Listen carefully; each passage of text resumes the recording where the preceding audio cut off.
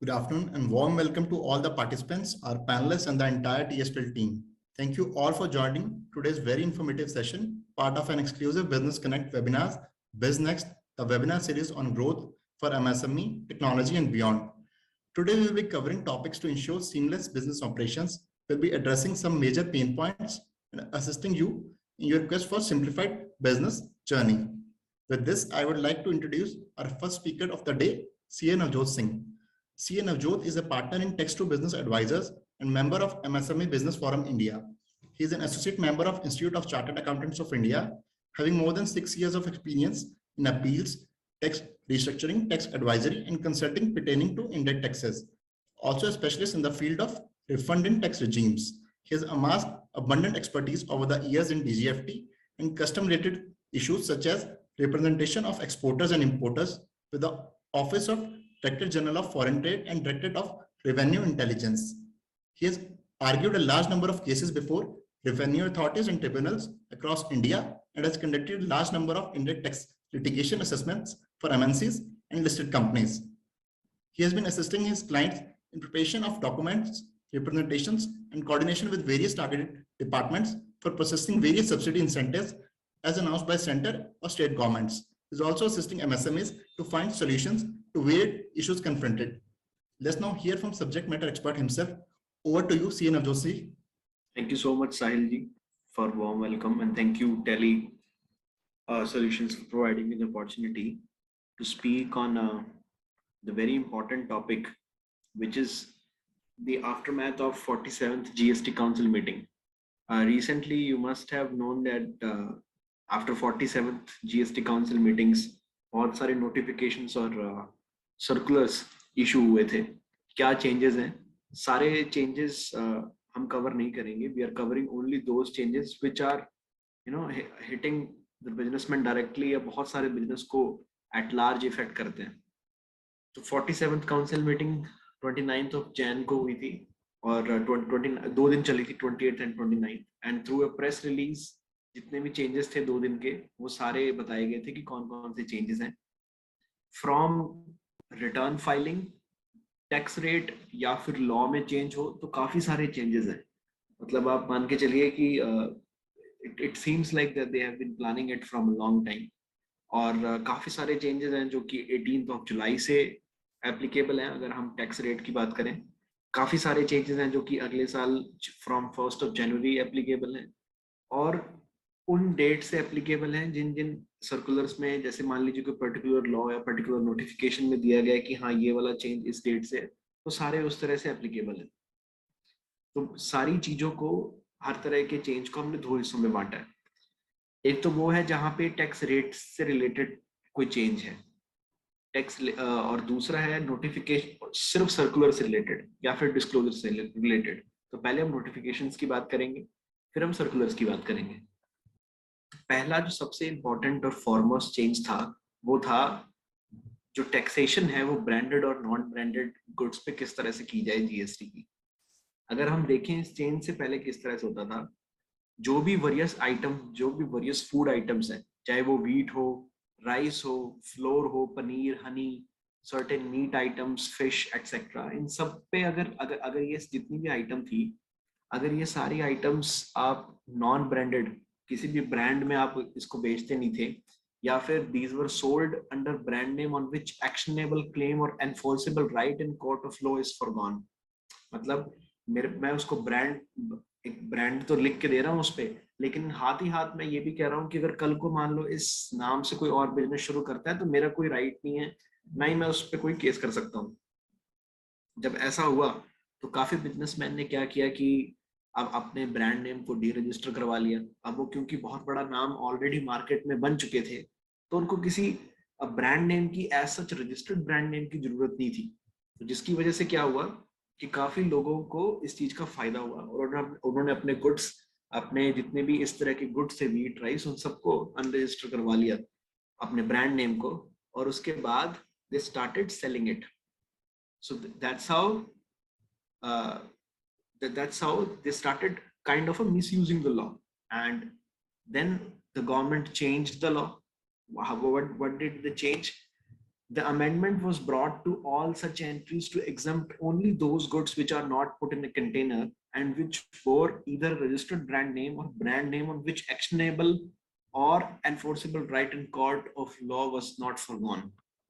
मतलब सिर्फ उन्हीं, अगर आपका ब्रांड नेम रजिस्टर्ड है या फिर आपने एक एफिडेविट दिया है जिसमें आप कह रहे हैं कि आप अपने राइट्स को फॉरगो कर रहे हैं, सिर्फ उन्हीं केस में ही आपको एक जीएसटी की एग्जम्पशन मिलेगी।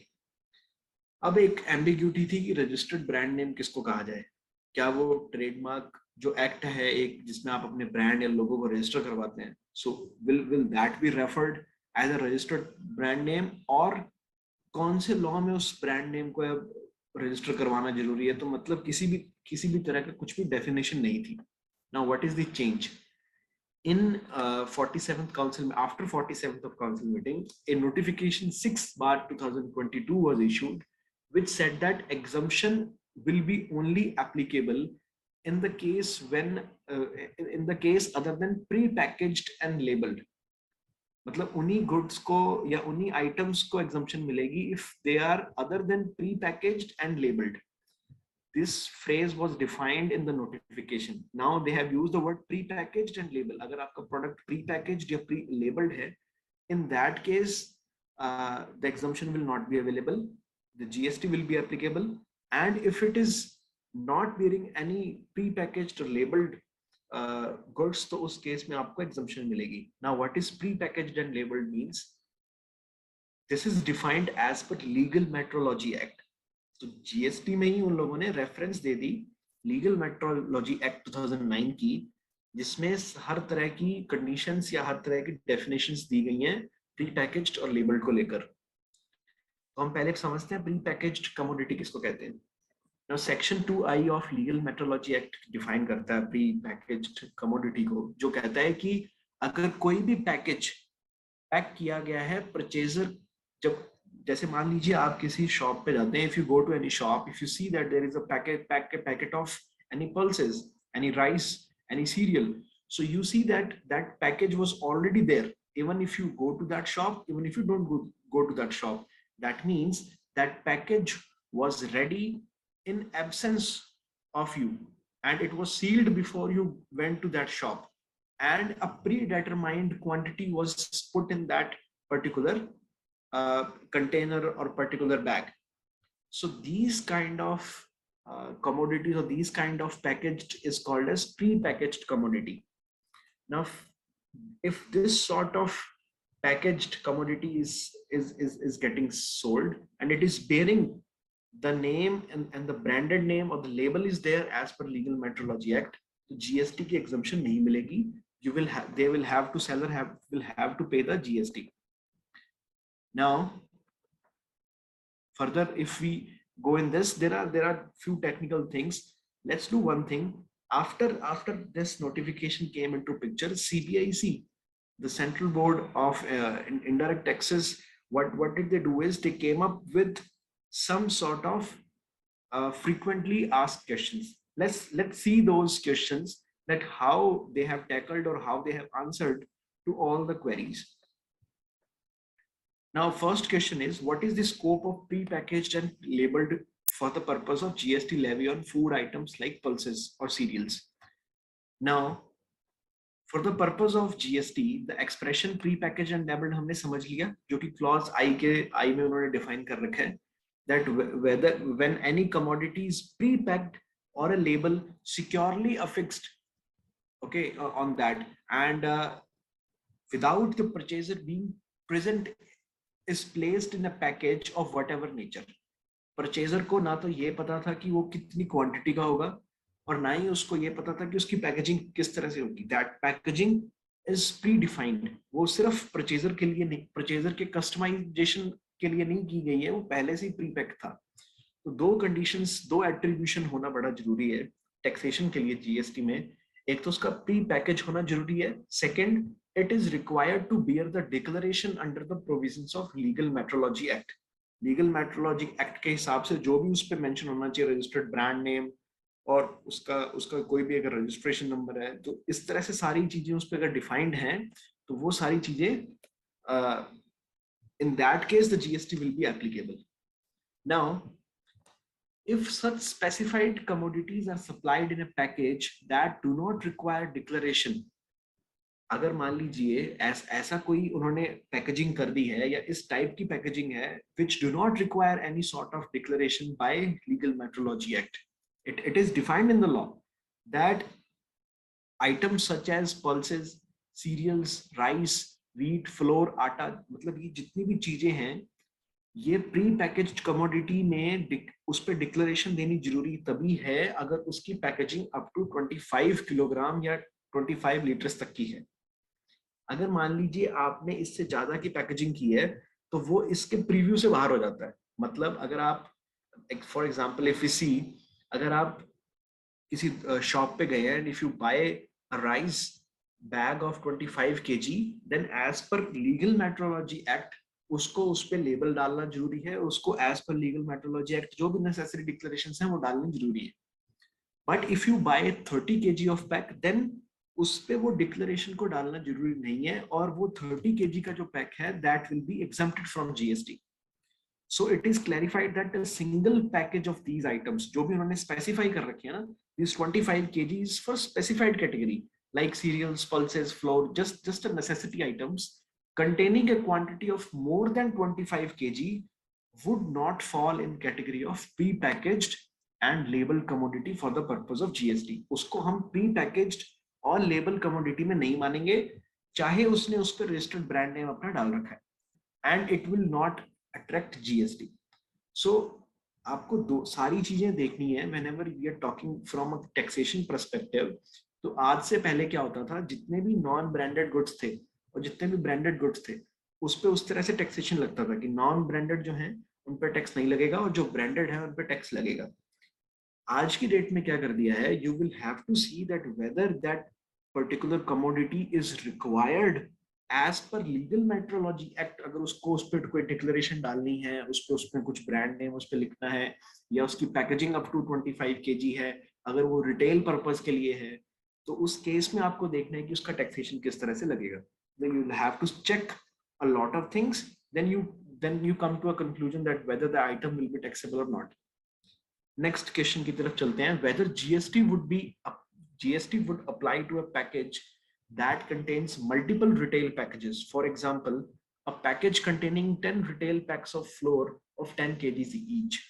अगर मान लीजिए कोई एक बहुत बड़ा पैकेट है जिसमें 10-10 किलो के 10 आइटम्स हैं, तो उस केस में GST एप्लीकेबल होगा। Yes, if several packages intended for retail sale, अगर वो रिटेल सेल के लिए हैं, अगर वो अल्टीमेट कंज्यूमर को जा रहे हैं, are sold in a larger pack, then GST would be applicable. Now such package may be sold by manufacturer through a distributor also.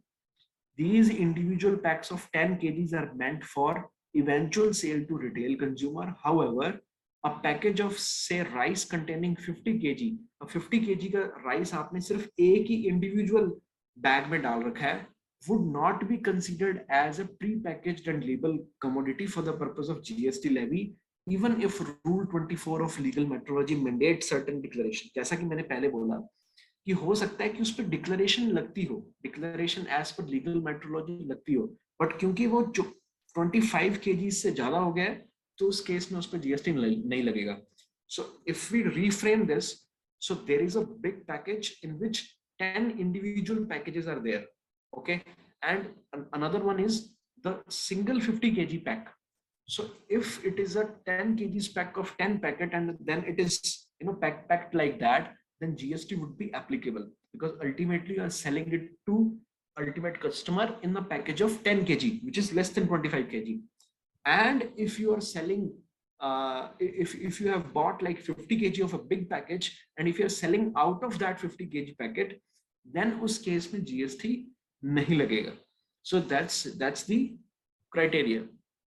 Now काफी लोगों को लग सकता है कि ये बड़ा डिफिकल्ट हो जाएगा या लोग इस तरह से प्लानिंग करेंगे इस चीज को बेचने की। See that might happen, but हम सिर्फ लीगल चीजों की बात करेंगे कि वो लीगली किस तरह से उसको टैक्स किया गया और लीगली उसको किस तरह से एग्जम्प्ट किया गया। Now next question is, at what stage would GST apply on such supplies whether GST would apply on specified goods sold by manufacturer producer to wholesale dealer who subsequently sells it to retailer. जो GST की levy है, जो GST की applicability है, क्या वो सिर्फ retail sales के लिए लगती है या फिर वो होलसेलर पे भी लगेगी? So GST would apply whenever a supply of such goods is made by any person, चाहे वो मैन्युफैक्चरर सप्लाइंग टू डिस्ट्रीब्यूटर हो या फिर डिस्ट्रीब्यूटर सप्लाइंग टू रिटेलर हो और retailer supplying to individual customer हो. सो एवरी चेन पे GST लगेगा. Further the manufacturer, wholesaler, retailer would be entitled to ITC. जो भी आप इनपुट टैक्स क्रेडिट अगर आप देखते हैं, that benefit will be given by supplier in accordance with ITC provisions of GST. A supplier availing threshold exemption or composition scheme would be entitled to exemption. So as such कोई exemptions नहीं दी गई हैं distributor को, dealer को या फिर retailer को, but this is a supply chain in which there can be a margin, but the GST would be applicable to the whole chain if it is applicable, and if input tax credit will be given. Now, whether tax is payable if such goods are purchased in a package of up to 25 kg or 25 liters by a retailer, but a retailer sells it in loose quantity in his shop for any reason. Now, अगर हम देखते हैं कि अगर कोई भी package up to 25 kg है तो आप कहते हैं कि टैक्स लगेगा उस पर.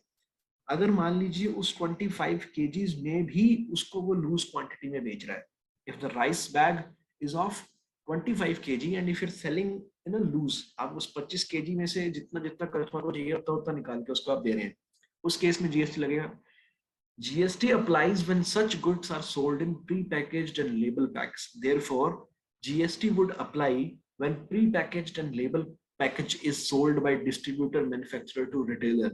However, if for any reason retailer supplies the item in loose quantity from such package, then supply by retailer is not a supply of packaged commodity for purpose of GST levy. तो final जो supply हो जाती है, क्योंकि वो loose quantity में है, तो वो एक तरह से supply नहीं है packaged commodity की for the purpose of GST levy. That means उस पे GST नहीं लगेगा. But अगर आप देखेंगे, क्योंकि retailer उसको जब लेके आया था तो वो प्री पैकेज्ड और लेबल था, दैट मींस उस पे वो टैक्स पे करके लेके आया था उसको.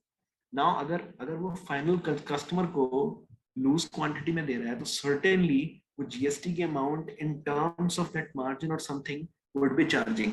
तो वो किसी और रूप में वो अमाउंट उनसे ले सकता है एंड कंज्यूमर से, but this creates a cascading effect of tax. So this create any how the burden of tax on the final consumer. Now, whether tax is payable if such packaged commodity are supplied for consumption by industrial consumers or institutional consumers.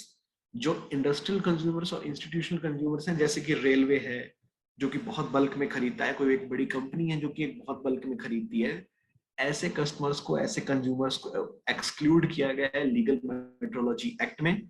That means therefore if any packaged or any supply in such manner as to exclusions provided under the said, it will not be considered as pre-packaged and labeled products for the purpose of GST levy. तो अगर आप किसी भी तरह की supply industrial consumers या institutional consumers को कर रहे हैं तो किसी भी तरह की जीएसटी की लेवी नहीं आएगी उस पर. Next question is in a practical form.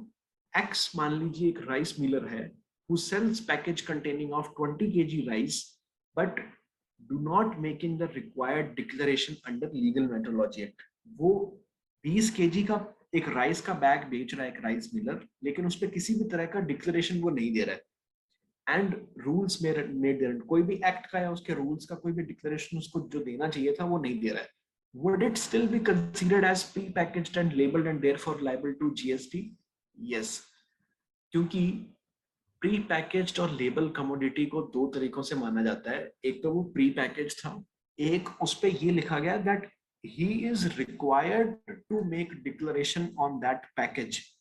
अगर if he is required as per law, GST तब लगेगा अगर वो प्री पैकेज है या फिर it is required to mention those declaration on that package.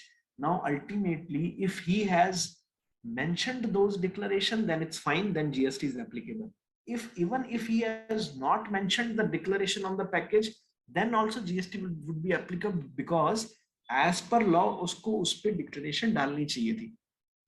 तो इसको अगर हम करेक्ट करें तो कोई भी अगर आप जीएसटी की लेवी प्री पैकेज और लेबल इसमें फॉर्म में देखेंगे तो आपको दो चीजें देखनी है, एक तो प्री पैकेज हो या फिर उस पर डिक्लेरेशन रिक्वायर हो as per act, legal metrology act या उसके कोई भी रूल्स।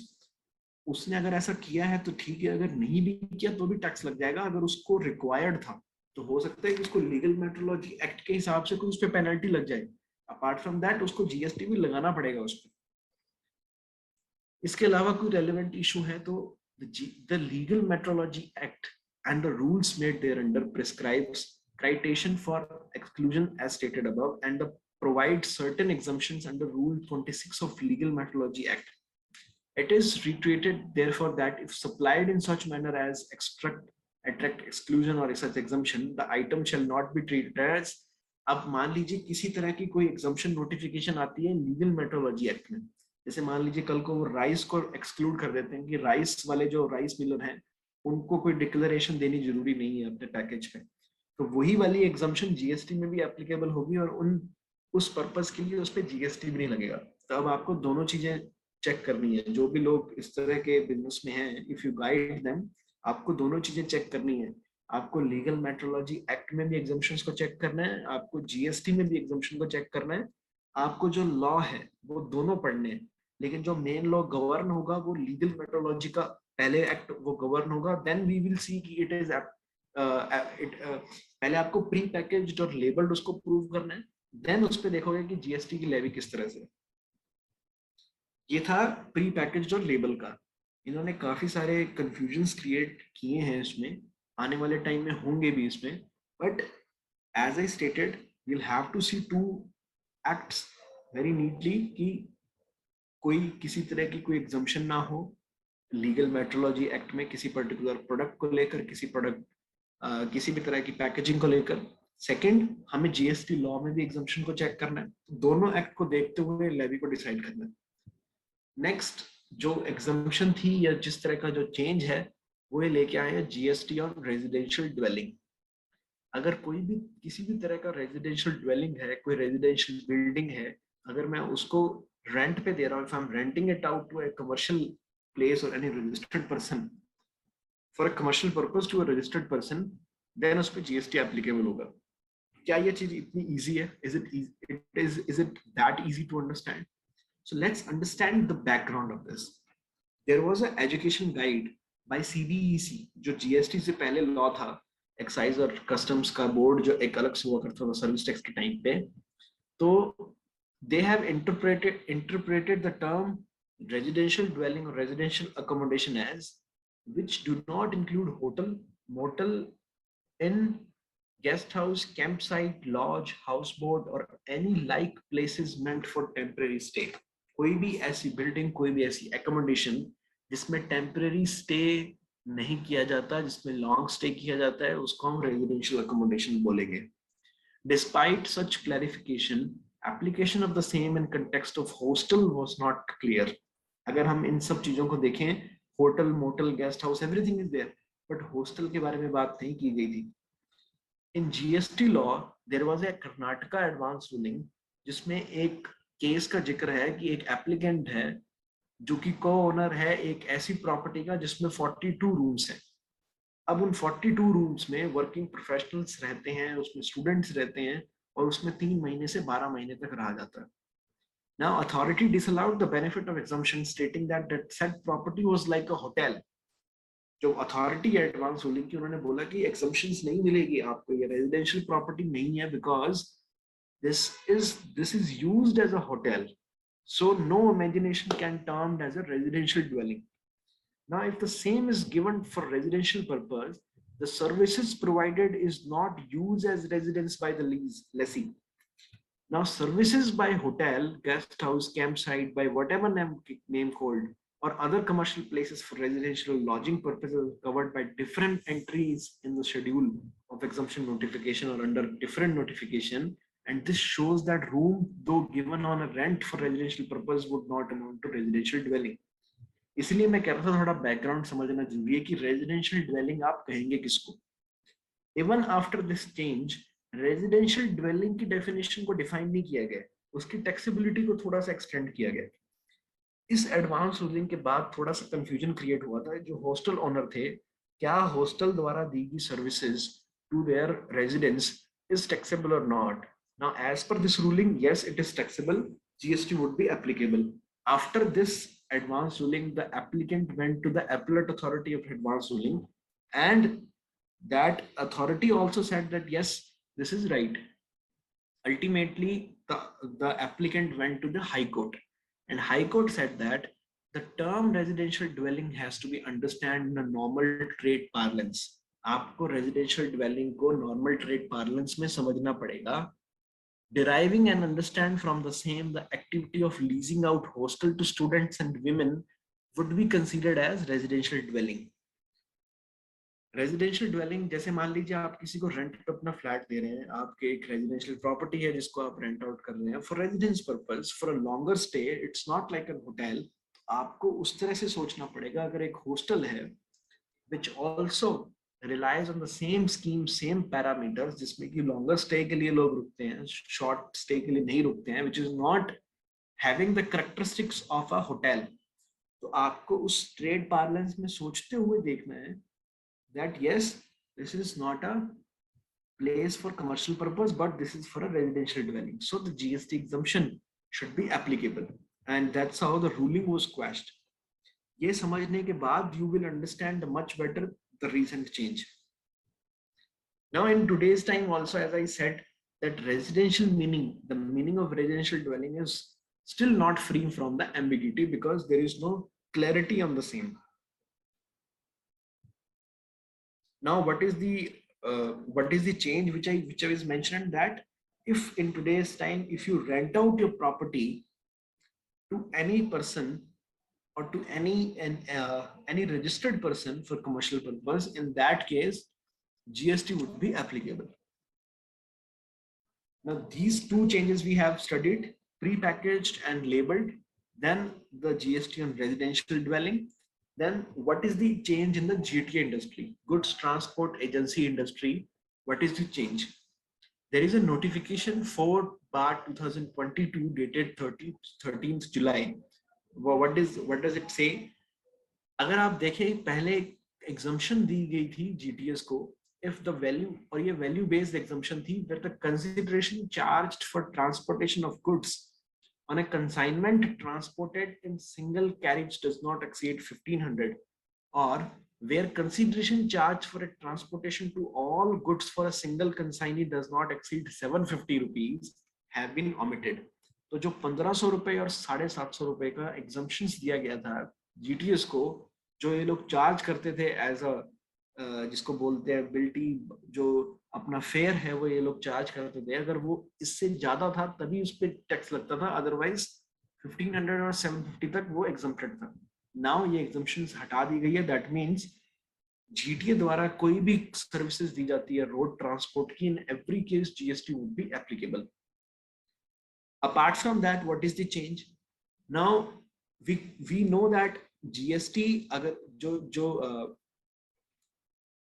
जीएसटी है वो एप्लीकेबल है हर केस में.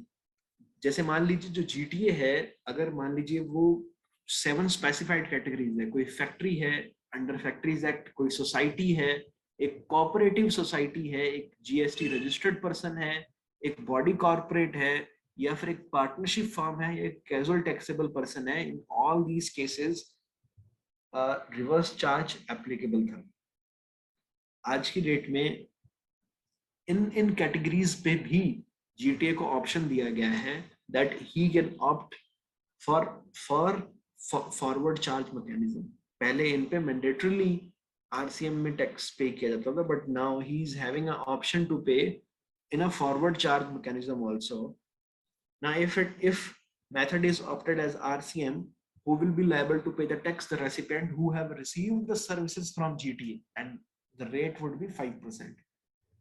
In forward charge mechanism, GTA के पास दो ऑप्शन है.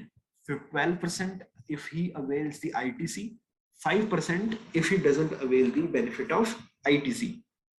Now this 5% or 12% option you will have to avail before the commencement of financial year.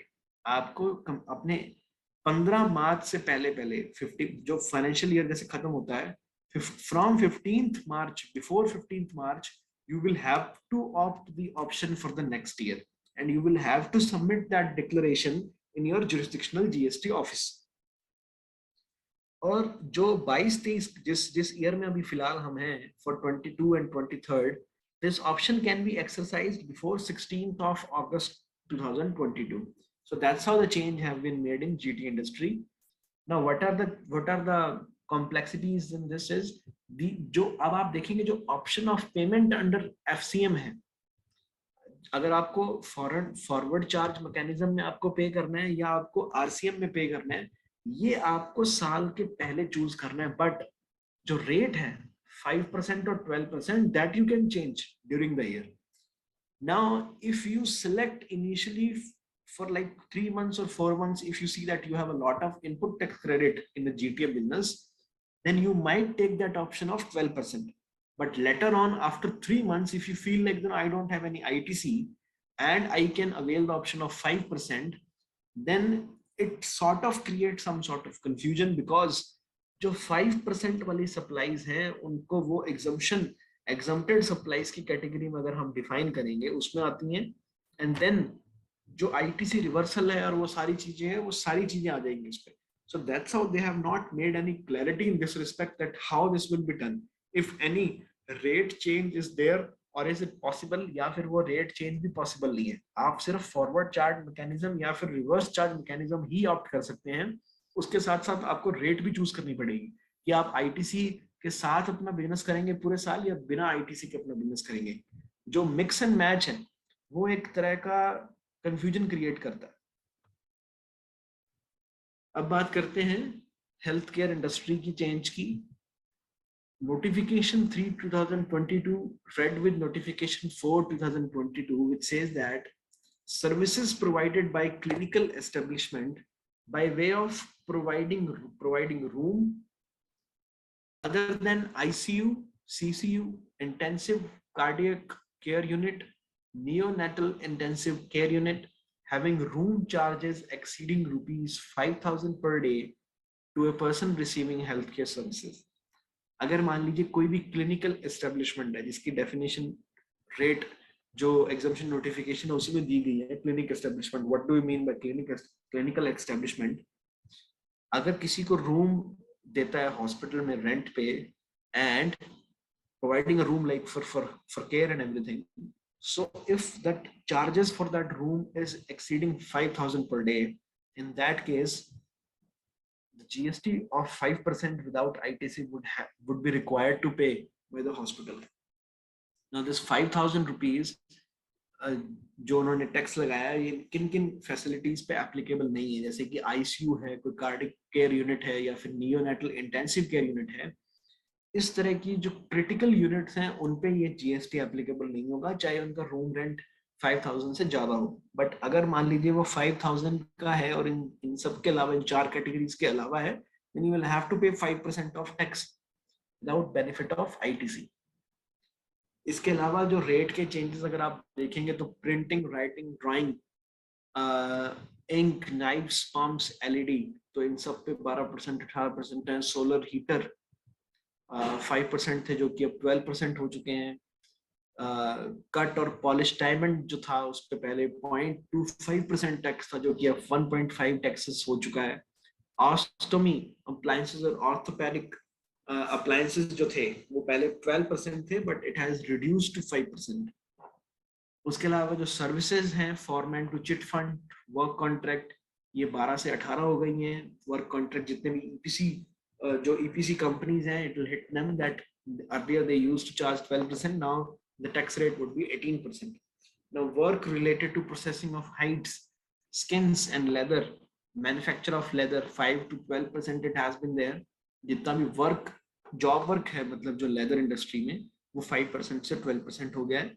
IGST on specified defense item, it is nil tax rate. Transport of goods and passenger by ropeways, it has been reduced from 18 to 5%. Then renting of truck, goods and carriage, जिसमें cost of fuel भी included है, तो वो 18 से 12% आ गया, just to take care of that fuel part, the taxation of the fuel part. So इस तरह के सारे changes हैं tax related. अब बात करते हैं सर्कुलर्स की. जो सर्कुलर्स इन लोगों ने दिए हैं, डिस्क्लोजर या लॉ से रिलेटेड जो क्लैरिटी इन लोगों ने दी है. सो पहली बात करते हैं हम जीएसटीआर 3B की. जीएसटीआर 3B में हम किस तरह के चेंजेस हैं. Let's not talk about a technical in a technical nature. Let's understand that what sort of change has been there. हम जितने भी आईटीसी की बात करते हैं, आईटीसी दो तरह के हैं, एक एलिजिबल आईटीसी, एक इनएलिजिबल आईटीसी. जब आप आईटीसी को क्लेम करते हैं जीएसटीआर 3B में, तो पहली चीज तो ये है, आपको जीएसटीआर 2B में जितना भी आपका क्रेडिट आ रहा है, आपको स्टार्ट वहां से करना है. आप 2B में जो अमाउंट आ रही है जीएसटी की, आप उससे स्टार्ट करेंगे ऑल आईटीसी में. देन आपको जितना भी आईटीसी रिवर्स करना है. अब रिवर्सल किस किस तरह की हो सकती है. हो सकता है कि वो रिवर्सल 42, 43 की हो. आपका बिजनेस ऐसा है कि जिसमें आप कॉमन सर्विसेज, आप एग्जम्प्टेड सर्विसेज भी देते हैं, आप एग्जम्प्टेड गुड्स भी सप्लाई करते हैं, आप टैक्सेबल गुड्स भी देते हैं. तो आपको अपने आईटीसी को प्रोपोर्शनेटली जो एग्जम्प्टेड गुड्स का है, एग्जम्प्टेड सर्विसेज का है, उसको आपको रिवर्स करना है.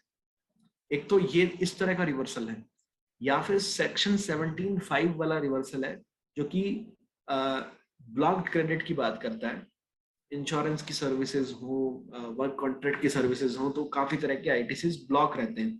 तो या फिर वो उस तरह का आईटीसी है जिनको हम नाम देंगे परमानेंट रिवर्सल, जो कि हमेशा ही रिवर्स होंगे.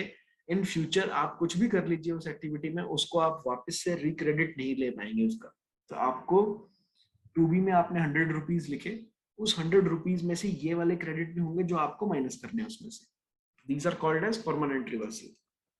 उसके अलावा बात आती है टेम्परेरी रिवर्सल की. जैसे मान लीजिए आपने अपने वेंडर को 6 मंथ्स में पेमेंट नहीं दी, आपके पास इनवॉइस था, आपके पास गुड्स नहीं थी, तब भी आप क्रेडिट नहीं ले पाएंगे. आपके पास गुड्स थी, आपके पास इनवॉइस नहीं था, आप क्रेडिट तब भी नहीं ले पाएंगे. सो इन दैट केस आप क्रेडिट तब लेंगे जब आपके पास गुड्स भी होंगी, इनवॉइस भी होंगी, या आप अपने वेंडर को 6 मंथ्स में पेमेंट भी दे देंगे. तो इस तरह के रिवर्सल्स वो हैं जो टेम्परेरी आपको उनका आईटीसी नहीं लेना है, लेकिन इन फ्यूचर शायद आप उस आईटीसी को वापस से रिक्लेम करेंगे. तो जब आप उनको रिक्लेम करेंगे तो आप उनको ऑल अदर आईटीसी में क्लेम करेंगे इन नेक्स्ट मंथ्स. और इस तरह के आईटीसी जिनको आप रिक्लेम करते हैं, आपको इनको सेपरेटली डिस्क्लोज करना है टेबल 4D1 में एज अ डिस्क्लोजर. तो ये चेंजेस हैं. आपको रिवर्सल्स को दो तरह से देखना है. परमानेंट रिवर्सल जो कि हमेशा के लिए रिवर्स हो चुके हैं, आपके किसी भी एक्ट से वो वापस से रिक्रेडिट नहीं होंगे, या फिर वो टेम्परेरी रिवर्सल्स जो कि फिलहाल as of now due to some restrictions आपको उनका आईटीसी नहीं मिल सकता है, लेकिन in future after fulfilling some conditions आपको उनका क्रेडिट मिल जाएगा. की पॉइंट्स क्या है. Additional disclosure, additional burden. एक तरह का एडिशनल डिस्क्लोजर आपको करना पड़ेगा हर बार, और एक तरह से एडिशनल बर्डन भी क्रिएट करता है. आपको जीएसटीआर 2B पे काफी रिलाय रखना पड़ेगा, आपको उसको ट्रैक रखते रहना होगा. अगर मान लीजिए कोई क्रेडिट जीएसटीआर 2B में गलत आ रहा है, सही आ रहा है, आपको अपने वेंडर को कांटेक्ट करना पड़ेगा कि इसको सही किया जाए. क्योंकि जीएसटीआर 2A और 2B में यही फर्क है कि जो 2A है it is a dynamic statement जो कि चेंज होती रहती है, लेकिन 2B स्टेटिक स्टेटमेंट है. अगर एक बार क्रिएट हो जाती है देन वो चेंज नहीं होगी उस महीने की. तो अगर कोई एक वेंडर है जो कि 3 महीने लगातार गलती कर रहा है, लेट फाइलिंग कर रहा है, रॉन्ग फाइलिंग कर रहा है, तो आपको उसको बताना पड़ेगा कि नहीं, आपको ध्यान से आपको करनी पड़ेगी, बिकॉज हमें क्रेडिट में लॉस हो रहा है उस चक्कर में. और आपको अपने डिस्क्लोजर्स को अपनी, जब आप अकाउंटिंग करेंगे अपनी टैली में, तो आपको उसको परमानेंट रिवर्सल्स और टेम्परेरी रिवर्सल्स में डिफरेंशिएट करके दिखाना है. इस तरह से सारे चेंजेस हैं इसमें. इसके अलावा आपको इंटरस्टेट सप्लाईज जो आप अनरजिस्टर्ड पर्सन्स को करते हैं, कॉम्पोजिशन टैक्सेबल पर्सन्स को करते हैं, या यूआईएन होल्डर्स को करते हैं, उसको आपको प्लेस ऑफ सप्लाई वाइज दिखाना पड़ेगा टेबल 3.2 में. ये अगर आप इसको जीएसटीआर 1 में सही से दिखा रहे हैं तो आपको जस्ट इसको वैलिडेट करना है. उसके बाद बात आती है इंटरेस्ट ऑन डिलेड पेमेंट की. किस तरह का चेंज है. चेंज इसमें नहीं है, क्लैरिफिकेशन है कि एज पर सेक्शन 110 जो 110C था, जिसमें बताया गया था कि कोई भी अमाउंट जो कि कैश लेजर में, मेरे इलेक्ट्रॉनिक कैश लेजर में है, उसको मैं ट्रांसफर कर सकता हूँ मेरे दूसरे registration of having the same PAN. मतलब डिस्टिंक्ट पर्सन्स को अपना आईटीसी कैश लेजर का ट्रांसफर कर सकता हूँ. This would be possible only if transferor unit is not having any outstanding liability. उस केस में मैं इसको ट्रांसफर कर सकता हूँ. This was one of the important change. Apart from this, section 111 was there, जिसमें कि एक नया सेक्शन सबसेक्शन 3 इंट्रोड्यूस किया गया है सेक्शन 50 में विद रेट्रोस्पेक्टिव इफेक्ट, जो कि कहता है कि ITC has been wrongly availed and utilised, the registered person shall pay interest on such ITC wrongly availed and utilized at the rate not exceeding 24% as may be notified by central government on the recommendation of council, and the interest will be calculated in manner as may be prescribed. The effective date of amendment जो थी इसकी वो 5 जुलाई रखी गई है इस change की. मतलब जो सेक्शन 50 है जो इंटरेस्ट की बात करता है, उसके सबसेक्शन 3 में चेंज था जो फाइनेंस एक्ट 2020 का, जिसमें ITC wrongly availed and utilise दोनों अगर आपने कर ली हैं तो उस केस में आपको जो इंटरेस्ट की रेट है वो 24% है. अब मैकेनिज्म किस तरह से रहेगा, इसको किस तरह से आप कैलकुलेट करेंगे? Interest on utilised ITC at 24%, otherwise 18%. अगर आपने ITC को यूटिलाइज भी किया है अवेल के साथ, उन्हीं केस में 24% का आपको इंटरेस्ट देना है, अदरवाइज आपको 18% ही देना है. ITC would be considered as utilized if balance in electronic credit ledger falls below the quantum of ITC wrongly availed. The date of utilization of ITC in such cases would be deemed to be earlier of the due date of filing or actual date of filing of return. तो आपको उसको calculate कैसे करेंगे? जो आपका balance था credit ledger में, अगर वो फॉल करता है below the quantum of ITC wrongly availed, उस क्वांटम से उसको आप रिड्यूस करते हैं. तो डेट ऑफ यूटिलाइजेशन किस तरह से कैलकुलेट करेंगे? हम डेट ऑफ यूटिलाइजेशन पे फोकस इसलिए कर रहे हैं क्योंकि जो इंटरेस्ट है 24% का यूटिलाइजेशन से रिलेटेड है. तो अर्लियर ऑफ ड्यू डेट, आपने अगर रिटर्न को फाइल किया है अपनी एक्चुअल डेट ऑफ फाइलिंग से, तो आपकी एक्चुअल डेट ऑफ फाइलिंग को माना जाएगा वो डेट जिस दिन आपने उसको यूटिलाइज कर लिया था. If ITC is wrongly availed and utilised. In all other cases, इसके अलावा जितने भी केस होंगे, the date of debit in the electronic credit ledger leading to wrong availment and utilisation of ITC. इसके अलावा जिस दिन वो डेबिट हुआ होगा क्रेडिट लेजर से आपके, उसको मान लिया जाएगा रॉन्ग अवेलमेंट. या आपने DRC 3 से पे कर दिया, मान लीजिए कहीं पे आपने कुछ टैक्स पेमेंट करनी थी, आपने 3 से पे कर दिया, तो उस केस में वो जिस दिन डेबिट हुआ होगा उस दिन हम उसको डेट मान लेंगे. इट मींस अगर आपने यूटिलाइजेशन उसका रॉन्ग किया है और ड्यू डेट आपकी मान लीजिए 10 तारीख थी 3B की, आपने 10 की बजाय 15 को पे किया, अपना 3B जो था 3B 15 को फाइल किया, तो जो यूटिलाइजेशन की डेट है वो 15 नहीं होगी, वो आपकी ड्यू डेट मानी जाएगी. अर्लियर ऑफ ड्यू डेट और the actual filing of date कहा गया. तो दोनों में से जो पहले हो जाएगा वो होगा. अदरवाइज मतलब आपकी डेडलाइन जो है वो ड्यू डेट रहेगी, वहां से अदरवाइज क्लॉक स्टार्ट हो जाएगी इंटरेस्ट की.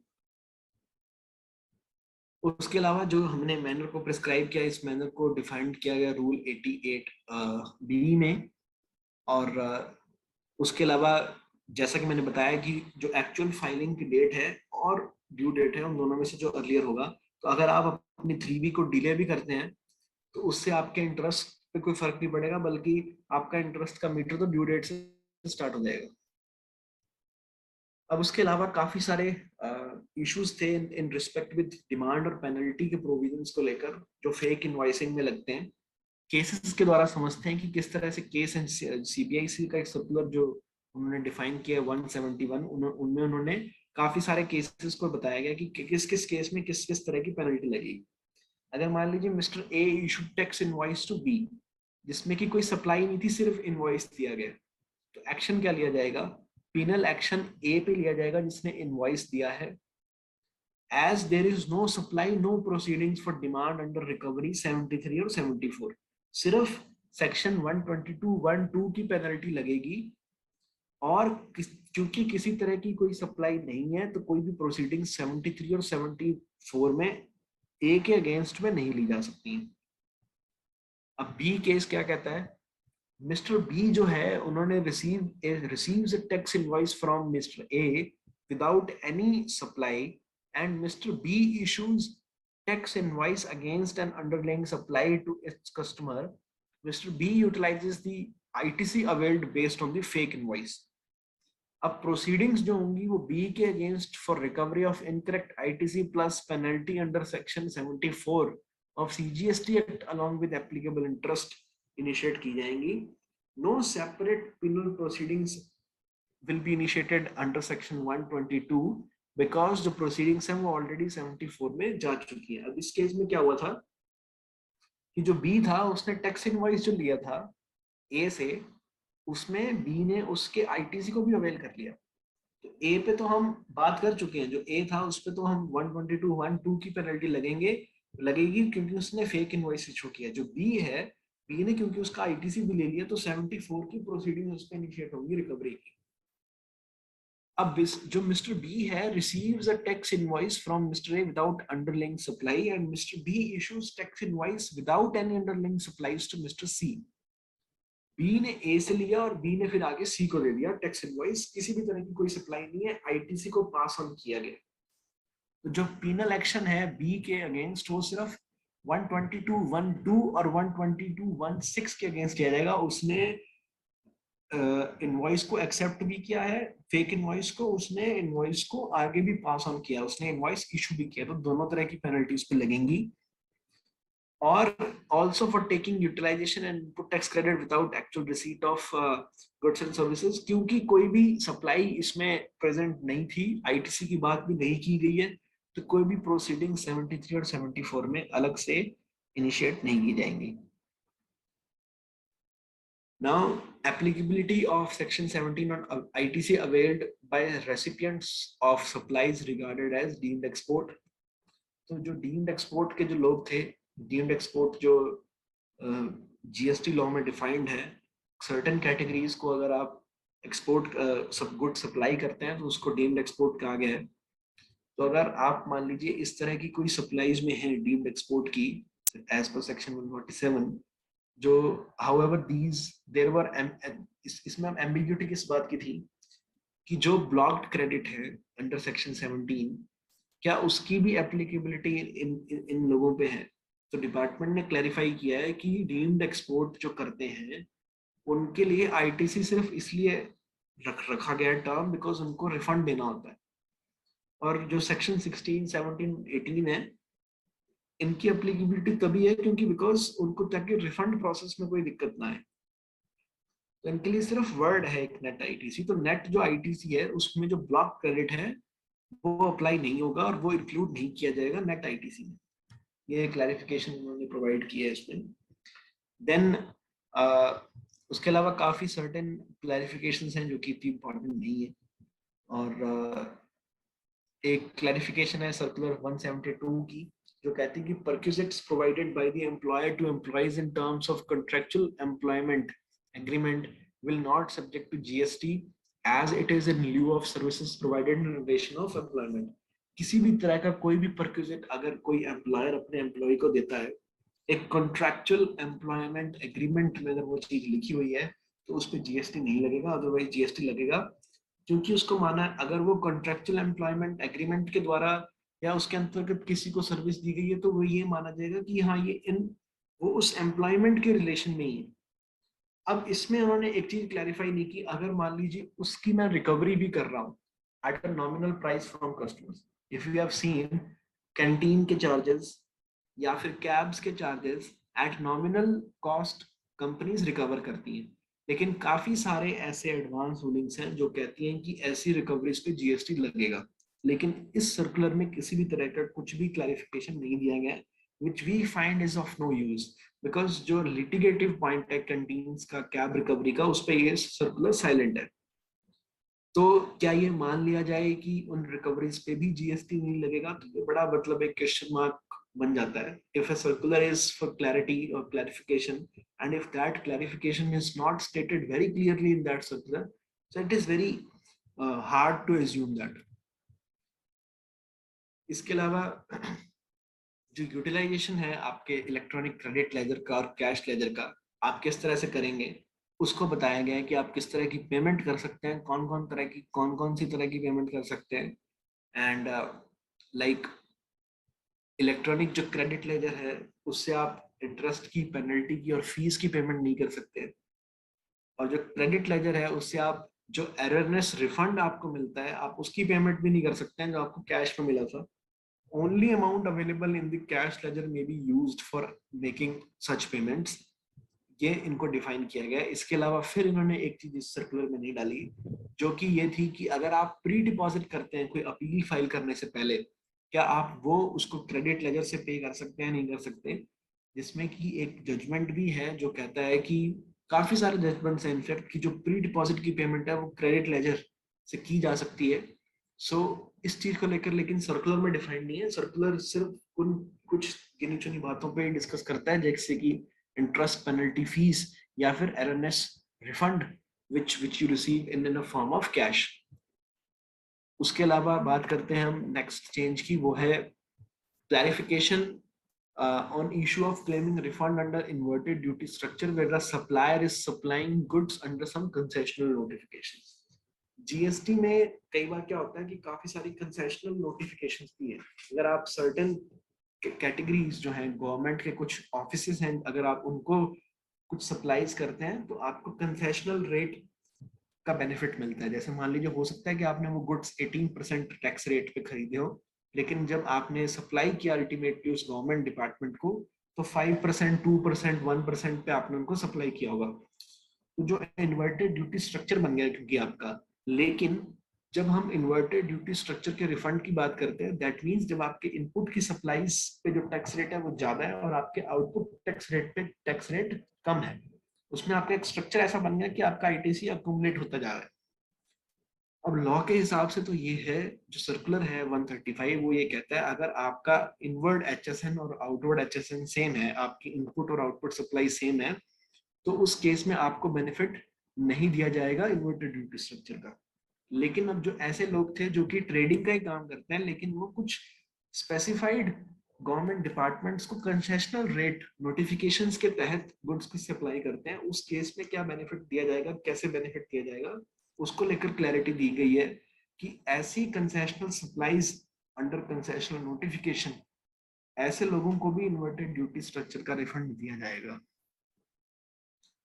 इसके अलावा चेंज है पीएमटी 03A फॉर्म को प्रिस्क्राइब किया गया है। अगर आपको कोई भी रिफंड गलती से मिल गया है, डिपार्टमेंट की गलती हो, आपकी गलती हो, आपको कोई भी रिफंड सैंक्शन हुआ है या रूल 9610 के कॉन्ट्रावेंशन से अगर आपको कोई रिफंड मिला है, उस केस में आपको DRC 03 में इंटरेस्ट और पेनल्टी के साथ पैसा जमा कराकर ऑफिसर को कन्विंस करवाकर उनसे वही अमाउंट अपने क्रेडिट लेजर में करवा लेनी है जिसमें ही officer GST PMT 03A order issue करेगा। प्रैक्टिकली क्या हो रहा था आज की डेट में, कोई भी एररनेस रिफंड जो ग्रांट किया गया है असेसी को on the fault of assessee और on the fault of department, there was no mechanism in which you pay back the amount and it gets automatically recredit in your bank account। तो ये mechanism बड़ा helpful है practically. Then इससे related ही काफी सारी चीजें हैं। इसके अलावा इलेक्ट्रिसिटी ड्यूटी, इलेक्ट्रिसिटी की जो एक्सपोर्ट में है, नॉर्थ ईस्ट एरियाज में काफी इलेक्ट्रिसिटी है जो एक्सपोर्ट की जाती है टू डिफरेंट कंट्रीज। उन केसेस में किस तरह से रिफंड क्लेम किया जाएगा और उसका प्रोसीजर डिफाइन किया गया, क्योंकि प्रैक्टिकली उतना इम्पोर्टेंट नहीं है तो हम उसको इंक्लूड नहीं करेंगे डिस्कशन का पार्ट में। उसके अलावा टर्नओवर लिमिट जो थी जीएसटीआर 9 की, उसको 2 करोड़ डिफाइन किया गया है। और इस 21-22 के लिए जो लेट फीस थी कॉम्पोजिशन टैक्स पेयर्स की फाइनेंशियल ईयर 2021-22 एनुअल रिटर्न जो जीएसटीआर 4 था, उसको लेकर एक क्लैरिफिकेशन दिया गया कि जो लेट फीस है उसका वेवर होगा उसमें। and then extension of passing order under section 7310। तो अभी एक जो चेंज है जिसकी हम बात करेंगे वो है ऑफिसर के पास जो टाइम लिमिट होती है शोकॉज नोटिस इशू करने की या फिर ऑर्डर पास करने की, उसमें एक्सटेंशन किया गया। जैसा कि आप सबको पता है व्हेन कोविड फर्स्ट वेव के आउटब्रेक वाज देयर, तो supreme court passed a blanket order in suo motu cognizance in which the limitation, as per Limitation Act, the limitation was extended to a certain period. Now that benefit has been given in GST law also, for refund applications, for passing any order, for filing appeals. Like you have that limitation extension in that. Like if you have अगर आपका वो period उन 2 सालों में fall करता है तो आपको उतना पीरियड आपका ऐड नहीं होगा आपके उन 3 मंथ्स की कैलकुलेशन में। तो उस तरह की एक्सटेंशन प्रोवाइड दी गई है। तो उसी वही एक्सटेंशन सेम ऑफिसर को भी दी गई है। जैसे मान लीजिए 17-18 की जो एनुअल रिटर्न थी वो हमने फाइल की है 31 जनवरी 2020 को, उसकी ड्यू डेट थी। अब कोई भी जो ऑर्डर है 17-18 का, वो 3 इयर्स कहाँ से कैलकुलेट होते हैं शोकोज नोटिस इशू करने के लिए? वो होते हैं from the due date of annual return. अगर मान लीजिए आपकी जो टाइम लिमिट है, जो 7310 की जो टाइम लिमिट है, वो 17-18 की एक्सटेंड करके कर दी गई है 30 सितंबर 2023। अब आज की डेट में जो ऑफिसर है उसके पास जो टाइम लिमिट है ऑर्डर को पास करने की, शोकोज नोटिस इशू करने की नहीं है, ऑर्डर को पास करने की जो टाइम लिमिट है वो हो गई है 30 सितंबर 2023 now. It has been provided that while computing the period of limitation for recovery of erroneous refund and filing refund application, the period between 1st March 2020 to 28th February 2022 shall be excluded. तो जब भी हम एररनेस refund की recovery की बात करेंगे या फिर रिफंड को फाइल करने की बात करेंगे, तो जो ये पीरियड है 1 मार्च 2020 से 28 फरवरी 2022 का, ये इंक्लूड हो जाएगा। देन जो इन्वर्टेड ड्यूटी का फॉर्मूला है वो थोड़ा चेंज हुआ है कि जिसमें आज से पहले जो सर्विसेज है उसका कंपोनेंट हम लेते नहीं थे, उसका कंपोनेंट अभी भी नहीं लेंगे हम। काफी लोगों को लगता है कि जो चेंज हुआ है इन्वर्टेड ड्यूटी स्ट्रक्चर में वो ये चेंज है कि हमें सर्विसेज का रिफंड भी मिल गया। सर्विसेज का रिफंड नहीं मिला उसमें, लेकिन जो हम नेट आईटीसी लेते थे, जो हम टैक्स को माइनस करते थे इन्वर्टेड ड्यूटी स्ट्रक्चर के रिफंड के फॉर्मूला से, तो उस टैक्स को जब हम माइनस करते थे तो उसमें वो कंपोनेंट भी था जिसमें हमने सर्विसेज का आईटीसी भी यूटिलाइज किया है उस टैक्स को पेमेंट करने के लिए। तो हम जब हम माइनस करेंगे तो हम वही सर्विसेज का प्रोपोर्शन उसमें से हटा देंगे, जिससे कि वो थोड़ा सा अमाउंट जो होगा रिफंड का वो इंक्रीज होगा। इस तरह के चेंजेस हैं। उसके अलावा अगर मान लीजिए आपका रजिस्ट्रेशन कैंसिल हो गया है, सस्पेंड हो गया है अगर आपका रजिस्ट्रेशन, और अगर आप सस्पेंशन भी इस वजह से हुआ है क्योंकि आपने 3 या 6 मंथ से रिटर्न फाइल नहीं की थी, और इन दैट केस अगर आप रिटर्न फाइल कर देते हैं तो आपका रजिस्ट्रेशन ऑटोमेटिकली रिवोक हो जाएगा। उसके अलावा सबसे इंपॉर्टेंट चेंज है अगर हम ड्यूटी क्रेडिट स्क्रिप्ट्स की बात करें, जो MEIS स्कीम है, रॉड ऐप स्कीम है, जिसमें अगर कोई भी गुड्स को एक्सपोर्ट किया जाता है तो आपको एक स्क्रिप्ट्स मिलती हैं, गवर्नमेंट आपको ड्यूटी क्रेडिट स्क्रिप्ट्स देती है, जिसका इस्तेमाल आप इंपोर्ट ड्यूटी को पे करने के लिए कर सकते हैं, कस्टम ड्यूटी को पे करने के लिए कर सकते हैं, अदरवाइज आप उस स्क्रिप्ट को ओपन मार्केट में बेच भी सकते हैं। और गवर्नमेंट ने जो ये इस तरह की स्क्रिप्ट्स हैं इसको एग्जम्पशन कैटेगरी में रखा गया है, मतलब एक तरह से एग्जम्पशन प्रोवाइड कर दी गई है, नील रेटेड गुड्स कह सकते हैं हम इनको। तो अगर मान लीजिए आप इस तरह की कोई सप्लाईज करते हैं तो ऑब्वियसली आपका जो क्रेडिट होगा वो आपको रिवर्स करना पड़ेगा। तो काफी सारे नोटिस आए थे एसएससीज को, तो अभी इन्होंने चेंज किया है कि जो एग्जम्प्टेड सप्लाईज की डेफिनेशन है आईटीसी रिवर्स करने के लिए, उसमें ड्यूटी क्रेडिट स्क्रिप्ट्स को इंक्लूड नहीं किया जाएगा। उस एग्जम्पशन टर्नओवर में इस तरह की सप्लाईज जो की गई हैं, चाहे ये नील रेटेड की थी, इनको इंक्लूड नहीं किया जाएगा। उसके अलावा ये PMT 03A से रिलेटेड चेंज है। एक और चेंज है जो कि है रेट्रोस्पेक्टिव अमेंडमेंट है रूल 96 में in case of tax pairs in default. अब एक विंग है DG आर्म जो कि रिस्क एनालिसिस और डाटा माइनिंग का काम करती है, नेसेसरी इंफॉर्मेशन पास ऑन करती है टैक्स ऑफिसर्स को। अगर मान लीजिए इनको कोई इंफॉर्मेशन मिलती है कि नहीं ये जो एक पर्टिकुलर टैक्स पेयर है ये किसी तरह की कोई प्रॉब्लम क्रिएट कर रहा है या किसी तरह का कोई रेड फ्लैग, वो लोग ऑफिसर को पास ऑन करते हैं। उस केस में क्या करते हैं लोग, जितने भी रिफंड होते हैं आपके, जो आपके शिपमेंट जा रहे हैं आपके ऑटोमेटिक रिफंड होते हैं, उस पर एक पॉज लगा दिया जाता है दैट आपको वो रिफंड नहीं मिलेंगे टिल द टाइम आपकी वेरिफिकेशन होगी। तो बड़ी प्रॉब्लम आ रही थी क्योंकि कस्टम जो कस्टम डिपार्टमेंट है, he is responsible, that department is responsible for giving you the automatic refunds. Problems ये आ रही थी कि काफी टाइम तक लोगों के रिफंड स्टक हो जाते थे। तो अभी उन्होंने क्या किया कि इस तरह के जो रिफंड होंगे जिसमें कि टैक्स पेयर इन डिफॉल्ट है, वो जितने भी रिफंड होंगे सारे ट्रांसफर किए जाएंगे आपके जुरिस्डिक्शनल जीएसटी ऑफिसर को, और वो उन लोगों को उस रिफंड को प्रोसेस करेगा आफ्टर वेरिफिकेशन। हो सकता है वो प्रीमाइस विजिट करे, आपके इनवॉइसेस की वेरिफिकेशन करे कि आपने जो ऑटोमेटिक रिफंड है जो आपने विद पेमेंट ऑफ आईजीएसटी आपने एक्सपोर्ट किया है वो किस तरह के आईटीसी को यूटिलाइज करके किया है, तो क्राइटेरिया वो डिसाइड कर सकते हैं। इसके अलावा जीएसटीआर फॉर्म 9 जो है उसमें कुछ चेंजेस हैं। तो ये सारे चेंजेस जो थे, these were in respect with all the 47th council meeting के बाद के चेंजेस हैं। हमारे द्वारा यही एडवाइस किया गया है कि जो भी रेलेवेंट चेंज है आपके बिजनेस से रिलेटेड, आप उसको थोरोली स्टडी करें। उसमें क्या क्या चीजें हैं, कौन कौन से एप्रीहेंशंस आपकी, you consult to your consultant कि हाँ भी ये मेरे बिजनेस को कितना किस तरह से इम्पैक्ट करता है, या मुझे अपने बिजनेस को किस तरह से रीडिफाइन या रीडिजाइन करना चाहिए। So if anybody is having any questions तो हम वो ले सकते हैं। साहिल जी।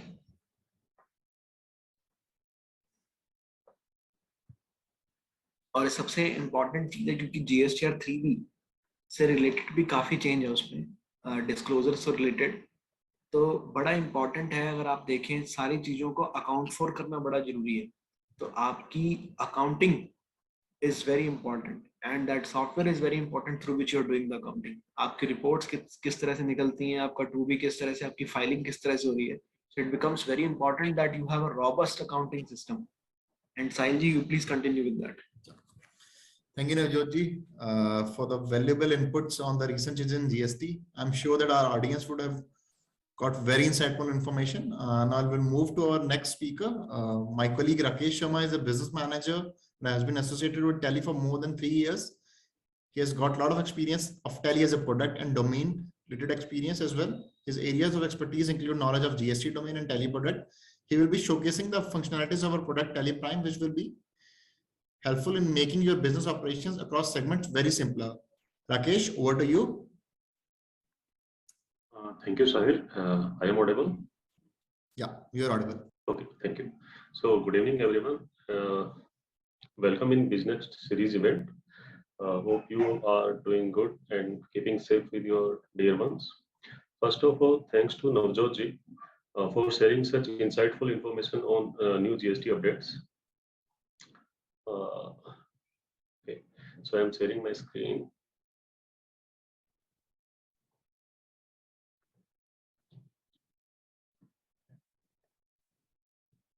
Sahil, please confirm my screen is visible. Yes, it's visible. Okay, thank you so much. So, without any further delay, we will move on today's topic. That how technology help to drive our business operations in well manner. So इसी context में हम आज बात करेंगे कि technology कैसे help करता है हमारे बिजनेस ऑपरेशंस को स्मूथली ड्राइव करने में। इसी कॉन्टेक्स्ट में हम आपके साथ आज हमारा एक नया सॉल्यूशन है, नया वर्क अराउंड है बिजनेस ऑपरेशंस को मैनेज करने के लिए, जिसका नाम है टेली प्राइम ऑन AWS। तो टेली प्राइम ऑन AWS क्या है, इसके बारे में थोड़ा सा बात करने से पहले मैं कुछ बिजनेस सिनेरियोज आपके साथ शेयर करना चाहूँगा। लेट्स सपोज कि बहुत सारे ऐसे बिजनेस होते हैं जो डिफरेंट स्टेट्स में, डिफरेंट सिटीज में उनकी ब्रांचेज होती हैं एंड वहाँ पे डेटा सेंट्रलाइज करने की रिक्वायरमेंट एसेट्स होती है। इसके अलावा ऑन द मूव मैं कहीं से भी अपने बिजनेस ऑपरेशंस को मैनेज कर पाऊँ, ऐसी रिक्वायरमेंट्स को मीट आउट करने के लिए इस सॉल्यूशन को बेसिकली ये हमारा इंटेंट है इस सॉल्यूशन को ड्राइव करने का।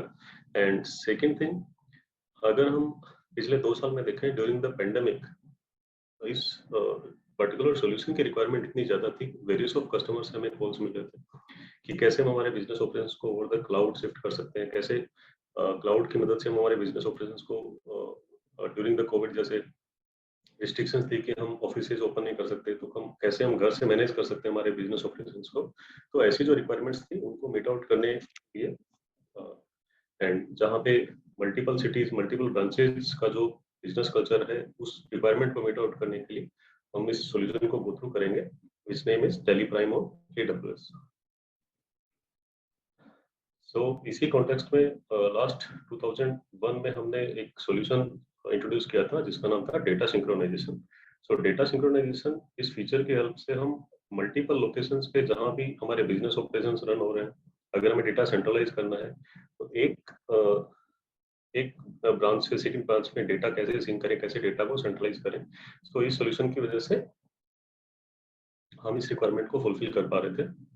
देन 2009 में हमने रिमोट एक्सेस का फीचर इंट्रोड्यूस किया, जहां पे हमारा एक जो एडमिन यूजर है वो किसी पर्टिकुलर लोकेशन पे है एंड किसी दूसरी लोकेशन से हमारा कोई यूजर अगर उसको एक्सेस करना चाह रहा है तो रिमोट एक्सेस के थ्रू इजीली हम यूज कर पा रहे थे। सेम इसी एरा में हमने 2019 में Tally report in browser access का फीचर इंट्रोड्यूस किया, जहां पे आप अपने बिजनेस के हिस्टोरिकल डेटा को ऑन द मूव कहीं भी ब्राउजर के थ्रू एक्सेस कर सकते हैं। एंड जो तीनों सॉल्यूशंस की हम बात करें, वो तीनों सेफ एंड सिक्योर, आपका डेटा कहीं भी किसी अदर प्लेटफॉर्म पे ड्राइव नहीं हो रहा, ये तीनों सेफ एंड सिक्योर सॉल्यूशंस हैं। इसके बाद रिक्वायरमेंट महसूस हुई कि virtual user on the cloud या वर्चुअल यूजर की एक पॉलिसी इंट्रोड्यूस होनी चाहिए जो हमारे वर्चुअल यूजर हैं उनके लिए। तो 2020 में TVU पॉलिसी इंट्रोड्यूस हुआ एंड फाइनली 2021 में जो सॉल्यूशन जिसके बारे में हम आज डीप डाइव करेंगे, Tele Prime powered by AWS, it's ready to use. So आगे बढ़ते हैं, डीप डाइव करते हैं सॉल्यूशन के बारे में, क्या क्या इसकी बेनिफिट्स हैं, क्या क्या यूटिलिटीज हैं। सो जैसा कि आप स्क्रीन पे देख पा रहे हैं, दो सिंबल यहाँ पे बने हुए हैं। फर्स्ट इज, यहाँ पे आपको दो ब्राउजर दिख रहे हैं, first Google Chrome and safari, and first आपको एक सेटअप दिखाई दे रहा है। सो जैसा कि इस पिक्चर से आप देख पा रहे हैं, सेम वैसे ही हम इस वर्क अराउंड को दो तरीके से यूज कर सकते हैं, फर्स्ट सेटअप के थ्रू एंड सेकेंड ब्राउजर के थ्रू। जो हमारा फिक्स्ड हमारी जो मशीन है जहाँ पे हम रेगुलर हमारी वर्किंग करते हैं, बिजनेस डेटा की एंट्रीज करते हैं, वो हमारा फिक्स सिस्टम हो गया, जहाँ पे हम इसको सेटअप इंस्टॉल करके वहां से यूजेस कर सकते हैं। सेकेंड, ब्राउजर के थ्रू ऑन द मूव, अगर मैं कहीं ट्रेवल कर रहा हूँ और ड्यूरिंग द ट्रेवल मुझे अपने बिजनेस डेटा को चेक करना है, कुछ नई एंट्रीज करनी है, कुछ वेरियस रिपोर्ट्स को एक्सेस करना है, एनालाइज करना है, तो on the move through Google Chrome, Firefox, even Mac पे जो सफारी ब्राउजर होता है उसके थ्रू आप इजीली अपने बिजनेस डेटा को एनालिसिस कर सकते हैं, यूज कर सकते हैं। सो ये सॉल्यूशन कैसे वर्क करेगा उसको हम नेक्स्ट स्लाइड से चेक करते हैं। So it's name tele Prime powered by AWS। सो क्या क्या इसकी यूटिलिटीज है, क्या क्या बेनिफिट है। सो फर्स्ट आप देख पा रहे हैं रिलायबिलिटी।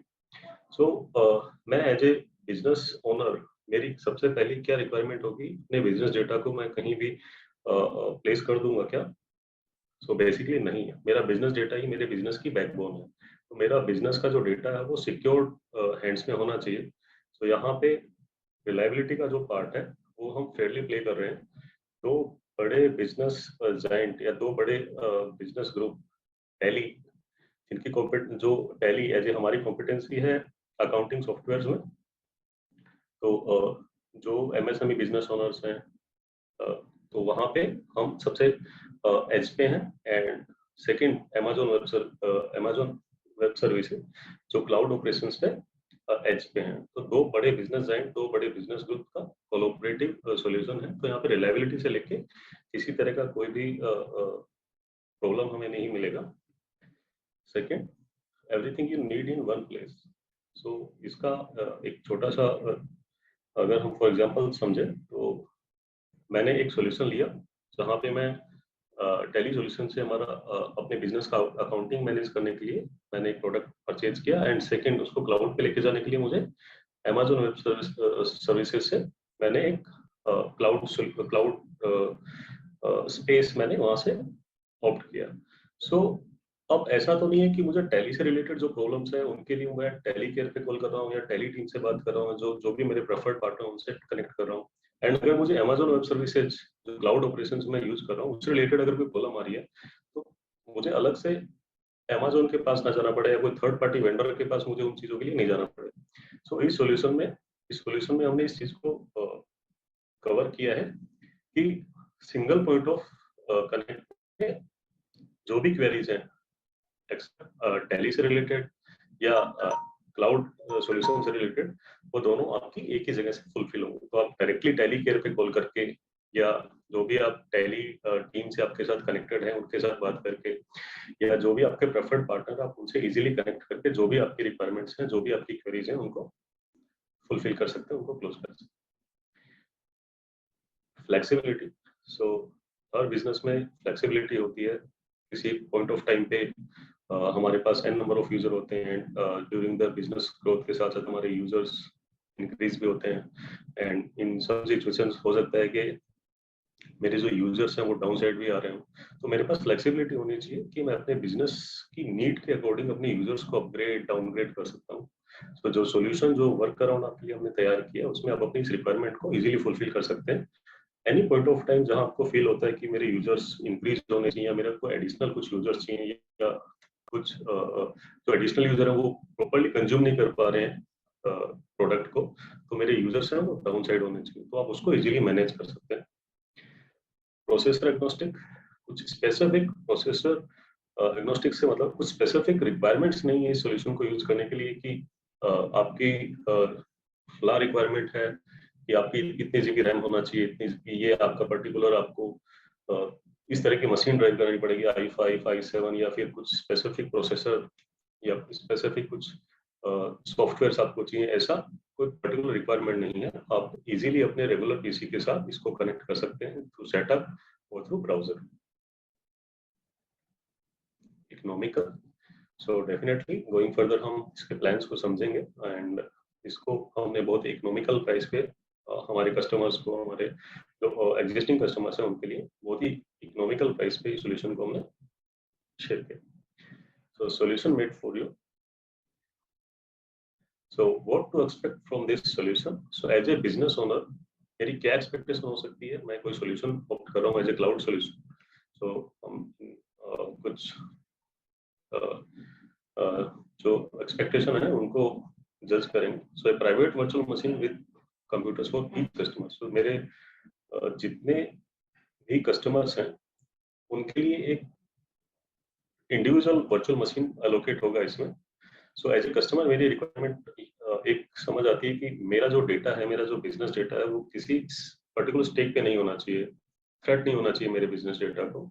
सो क्या मेरे को एक प्राइवेट मशीन अलॉट हो रही है या फिर किसी कॉमन मशीन पे जहाँ पे अदर कस्टमर्स का भी डेटा, वहीं पे मेरा डेटा भी डिप्लॉय हो रहा है, और कहीं कल को कुछ टेक्निकल ग्लिच की वजह से कोई कॉन्फ्लिक्ट पैदा होता है तो ऐसा मेरा डेटा स्टेक पे तो नहीं है, थ्रेट में तो नहीं।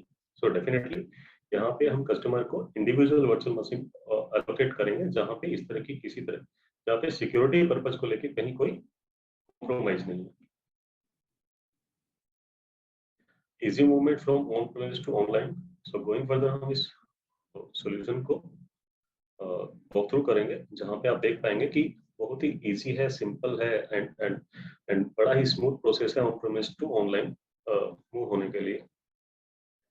सिक्योर एक्सेस कंप्यूटर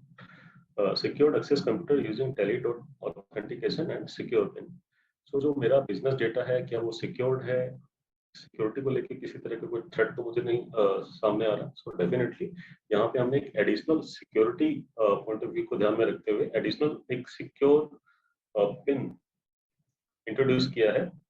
सिक्योरिटी को ध्यान में रखते हुए एडिशनल सिक्योरिटी हमने इसमें इंट्रोड्यूस किया, which name is secure pin. So जब आप इसको लॉगिन करेंगे तो आपका जो टेली का .NET आईडी है, .NET पासवर्ड रहेगा, एंड एडिशनल सिक्योरिटी के तौर पे हमने सिक्योर पिन इसमें इंट्रोड्यूस किया है जो क्लाउड पे आपके डेटा की सिक्योरिटी को इंश्योर करता है। High availability of AWS infrastructure, so जैसा कि हमने पहले बात की कि दो बड़े बिजनेस ग्रुप्स, तो AWS का जो क्लाउड सॉल्यूशंस है वहाँ पे आपको जो इंफ्रास्ट्रक्चर है वो बहुत स्ट्रॉन्ग मिलता है, जो अगर इन एनी केस जो उनका जो AWS का फ्रंट जो सॉल्यूशन है, अगर वहाँ पे कोई टेक्निकल ग्लिच आता है तो उनका जो बैकअप सपोर्ट है वो इतना परफेक्ट, इतना साउंड है कि विदिन माइक्रो सेकंड्स वो बैकअप जो है रेडी हो जाता है। एंड एज ए कस्टमर मुझे ऐसा एहसास भी नहीं होता है कि कुछ ऐसा टेक्निकल ग्लिच हुआ है कि जिसकी वजह से मेरी रिक्वायरमेंट है, जो बिजनेस ऑपरेशंस है वो हैम्पर हो रहे हैं। So within microseconds वहाँ पे बैकअप इंफ्रास्ट्रक्चर भी अवेलेबल है, flexible backup space and auto backup of customer data. So क्या मेरा डेटा ऑटोमेटिकली बैकअप होता रहेगा? एंड सो डेफिनेटली इस सॉल्यूशन में जब हम प्रोडक्ट गो थ्रू करेंगे तो हम देख पाएंगे कि जब भी आप मशीन को रन कर रहे हैं, जब भी मशीन को शट डाउन कर रहे हैं, लॉग आउट कर रहे हैं आप अपने वर्चुअल मशीन से, सो स्टार्टिंग टाइम पे एंड लॉग आउट टाइम पे, दोनों टाइम पे आपका जो बैकअप है वो ऑटोमेटिक रहेगा। And in the mean time अगर आपको लगता है कि मुझे मैनुअल बैकअप की भी रिक्वायरमेंट है, तो एनी पॉइंट ऑफ टाइम आप मैनुअल बैकअप भी जनरेट कर सकते हैं। Manage computer and user from a simple web portal.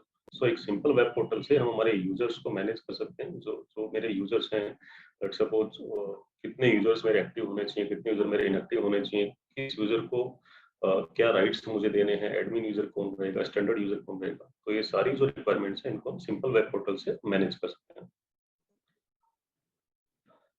So some questions which you may have related to virtual machine. So as a customer मेरे कुछ questions हो सकते हैं. So first of all हम कुछ queries check करते हैं. So there is enough infra space to all my stuff.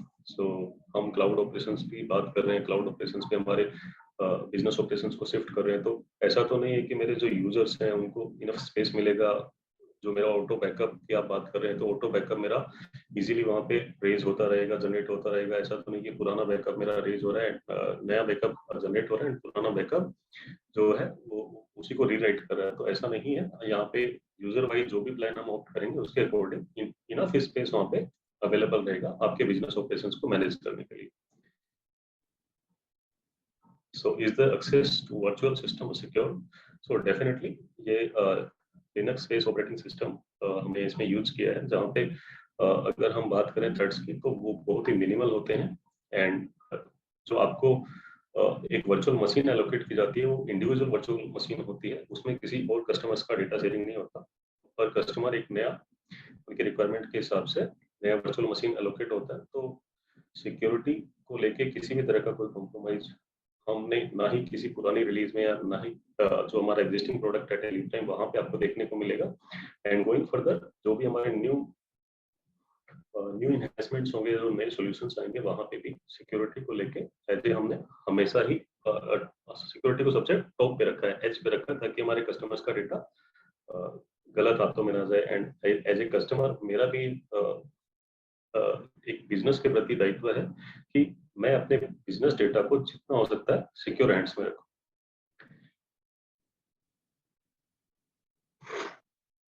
So how do I ensure the infra resources taken is neither over virtualized or underutilized? So जो मेरा infra space है या फिर जिस सॉल्यूशन को mount करने जा रहा हूँ, ऐसा तो नहीं है कि जो मेरे यूजर्स हैं वो इसको अंडर यूटिलाइज कर रहे हैं या ओवर यूटिलाइज कर रहे हैं। So any point of time हम हमारी रिक्वायरमेंट के हिसाब से यूजर्स या फिर जो इंफ्रा हम ऑप्ट कर रहे हैं उसको अपग्रेड डाउनग्रेड कर सकते हैं हमारे रिक्वायरमेंट के according. So is my data getting backup regularly? So definitely जब भी हम मशीन को स्टार्ट करेंगे, जब भी हम शट डाउन लॉग आउट करते हैं हमारी मशीन से, वर्चुअल मशीन से, तो ऑटो बैकअप वहाँ पे रहेगा, मैनुअल बैकअप का ऑप्शन भी वहाँ पे रहेगा, जिसको आप any time circulate. So will my team get proper technical support? So definitely one single point पे आपको टैली से रिलेटेड जो भी आपकी क्वेरी है या फिर अमेज़न क्लाउड ऑपरेशंस जिसके साथ वहां से रिलेटेड किसी भी तरह की कोई क्वेरी है, तो सिंगल पॉइंट पे आपको आपकी जितनी भी क्वेरीज हैं उसके लिए टेक्निकल सपोर्ट अवेलेबल रहेगा। एंड जो आपका ऑनबोर्डिंग प्रोसेस है वर्चुअल सिस्टम पे वो डेफिनेटली स्मूथ रहने वाला है। गोइंग थ्रू हम इस प्रोडक्ट का वॉक थ्रू करेंगे। सो directly without any further delay solution walk through पे मूव करते हैं। तो जैसा कि हमने बताया कि जब आप इस सॉल्यूशन को ऑप्ट करते हैं तो इसको दो तरीके से हम मैनेज कर सकते हैं, फर्स्ट सेटअप के थ्रू एंड सेकंड ब्राउजर के थ्रू। सो स्टार्टिंग में फर्स्ट पार्ट में हम सेटअप का इंस्टॉलेशन देखेंगे कि सेटअप कैसे इंस्टॉल होगा, कैसे हम ऑन प्रेमिस से थ्रू वर्चुअल स्पेस पे कैसे मूव करेंगे, and with in couple of minutes हम मतलब इजीली इस पे मूव कर सकते हैं।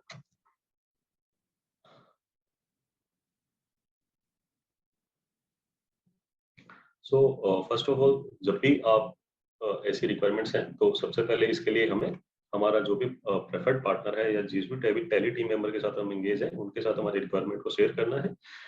वी एज ए टैली आपकी रिक्वायरमेंट को जज करेंगे एंड फाइनलाइज करेंगे आपके लिए एक पर्टिकुलर सोल्यूशन। वो सोल्यूशन ऑप्ट करने के बाद इस तरह से आपको एक मेल मिलेगा। इस मेल में आपके आपके जो सोल्यूशन आपने ऑप्ट किया उसके बारे में सारी डिटेल्स रहेंगी। आपका tally.net आईडी मेंशन रहेगा। tally.net पासवर्ड ऑलरेडी आपका क्रिएटेड होगा जिसको आप यूज कर सकते हैं। एंड सिक्योर पिन, जो मेल आपको मिलेगा उसमें सिक्योर पिन मेंशन रहेगा। यहाँ पे जो सॉल्यूशन है, जो सेटअप है उसको डाउनलोड करने के लिए आपको लिंक मिलेगा।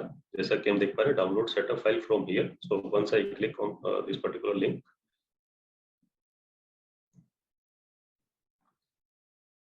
सो यहाँ पे से मैं अपने सेटअप को डाउनलोड कर सकता हूँ। ये 40 MB का फर्स्ट सॉल्यूशन है and 110 MB।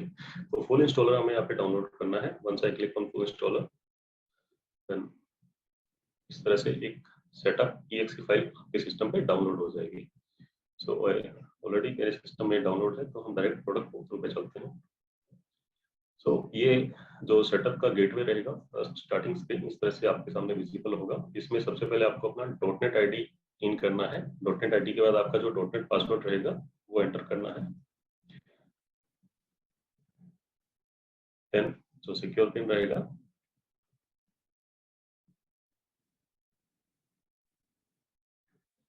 so once I click all three details, my virtual machine is ready to use.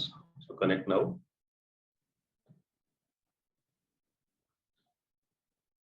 And आप देख पा रहे हैं within some time मेरा जो वर्चुअल कंप्यूटर है वो ओपन हो गया है एंड यहाँ पे जो डेटा है वो रेडी टू यूज है। सो यहाँ पे ऑलरेडी जब हम इस मशीन को ऑप्ट करेंगे, फर्स्ट टाइम जब यहाँ पे लॉगिन करेंगे, तो मैं टैली को एक बार मिनिमाइज कर देता हूँ। सो आप देख पा रहे हैं यहाँ पे सबसे पहले डिस्क डी, जहाँ पे हमारे EXEs है या फिर जो हमारा डेटा स्टोरेज है वो यहाँ पे रहेगा। एंड टैली प्राइम यहाँ पे बाय डिफॉल्ट आपको इंस्टॉल्ड मिलेगा एंड अपनी रिक्वायरमेंट के हिसाब से टैली प्राइम सर्वर अगर आप यूज करते हैं, टैली प्राइम सर्वर के कस्टमर है, तो टैली प्राइम सर्वर की EXE हम इंस्टॉल कर सकते हैं। टैली प्राइम एडिट लॉग या फिर जो भी नए रिलीजेस हैं, जो भी नए प्रोडक्ट से रिलेटेड जो भी नए रिलीज है उनकी EXEs हम यहाँ पे डाउनलोड कर सकते हैं। सो वन बाय वन सारे जो फीचर्स हैं, यहाँ पे जो फीचर्स हमने दिए हैं उनको एक्सप्लेन करता हूँ मैं आपके साथ। So first of all upper rows में आपको सबसे पहला जो सबसे पहला फीचर मिलता है वो है स्टोरेज का। सो स्टोरेज, इस फीचर को यूज करके हम हमारे वर्चुअल मशीन पे, फिजिकल मशीन से वर्चुअल मशीन पे डेटा को मूव करेंगे। सो यहाँ पे मुझे 3 फोल्डर दिखाई दे रहे हैं। फर्स्ट है my applications, second my files and then share data. So my applications में मेरा जो भी सॉल्यूशन मैं यूज कर रहा हूँ उससे रिलेटेड जो EXEs हैं, जो सॉफ्टवेयर EXEs है वो यहाँ पे इंस्टॉल रहेंगी। सेकंड है माई फाइल्स।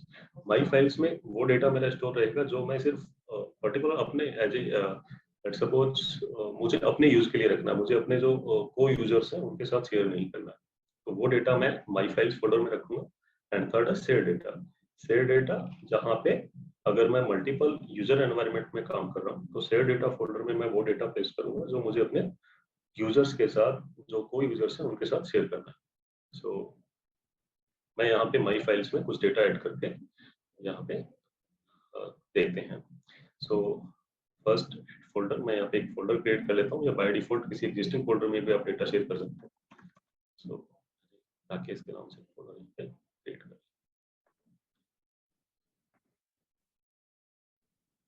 एंड मुझे इस फोल्डर में कुछ डेटा अपलोड करना है। सो अपलोड फाइल्स,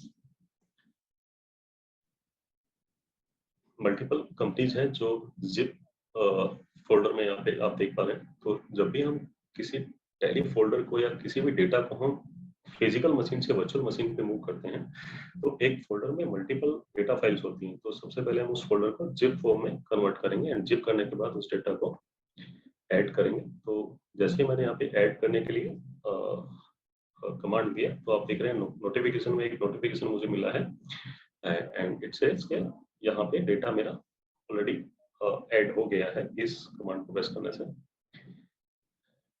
ओके, सो मैं डायरेक्ट टैली प्राइम पे आता हूँ और चेक करता हूँ कि मेरा डेटा रेडी टू यूज है। तो टैली हम एज इट इज जैसे हम अपने फिजिकल मशीन पे यूज करते हैं सेम उसी तरीके से मैं यहाँ पे यूज कर पा रहा हूँ। एंड डेटा पाथ में मैं जाता हूँ एंड यहाँ पे जिस डेटा पे मैंने अपने डेटा को स्टोर किया है वो डेटा पाथ हम यहाँ पे सेलेक्ट कर लेते हैं। Select from drive and D my files. तो इस डेटा को पहले मुझे रिस्टोर करना होगा। ये जिप फॉर्म में था।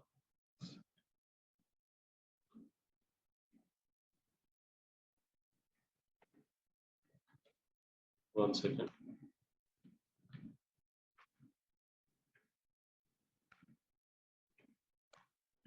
So yes, so data is ready to use now. बस जो पाथ जिस पाथ पे हमने डेटा को स्टोर किया है वो पाथ मुझे असाइन करना है।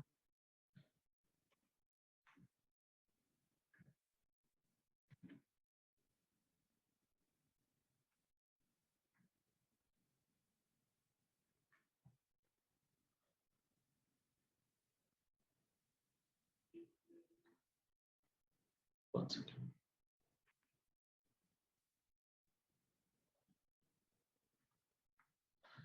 So यहाँ पे हम देख पा रहे हैं कि डेटा रेडी टू यूज है एंड इसके बाद जो नेक्स्ट फीचर है हम देख पा रहे हैं।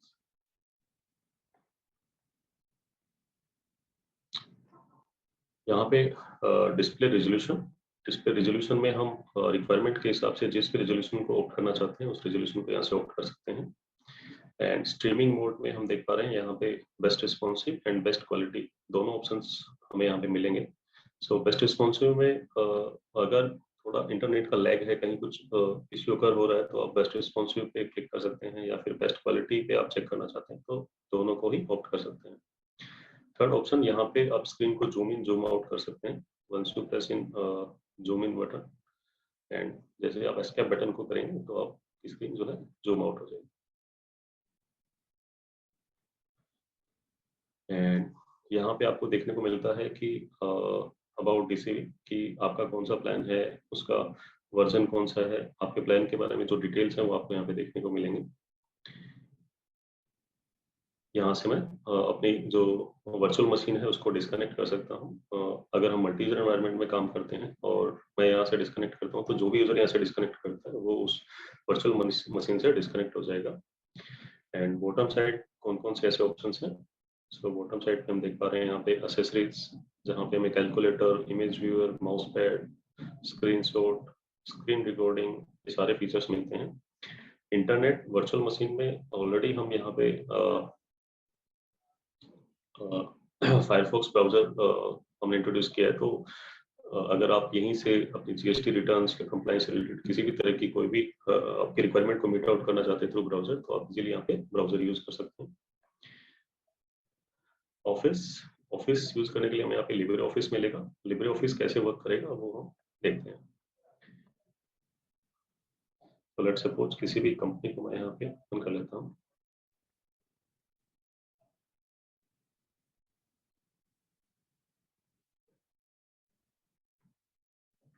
Client company.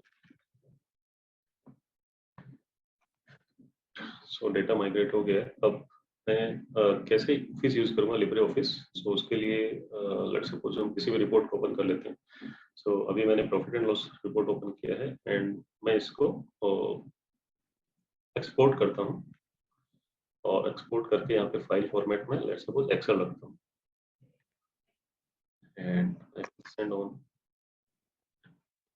सो ये जो पर्टिकुलर रिपोर्ट है मेरी ये लिब्रे ऑफिस में ओपन हो रही है एंड इसको मैं इजीली सेम लाइक एक्सेल की तरह यूज कर सकता हूँ। एंड वंस अगर मैंने इस रिपोर्ट को लिब्रे ऑफिस में यूज किया है और उसके बाद मैं इस पर्टिकुलर रिपोर्ट को अपनी वर्चुअल मशीन से फिजिकल मशीन पर ट्रांसफर करता हूँ और वहाँ पे एक्सेल में इस रिपोर्ट को ओपन करता हूँ तो मतलब वहाँ पे किसी तरह का कोई इम्पैक्ट आपको नहीं देखने को मिलेगा कि पहले वर्चुअल लिब्रे मशीन में इसका एक्सटेंशन वगैरह को लेके किसी भी तरह का इश्यू नहीं आएगा।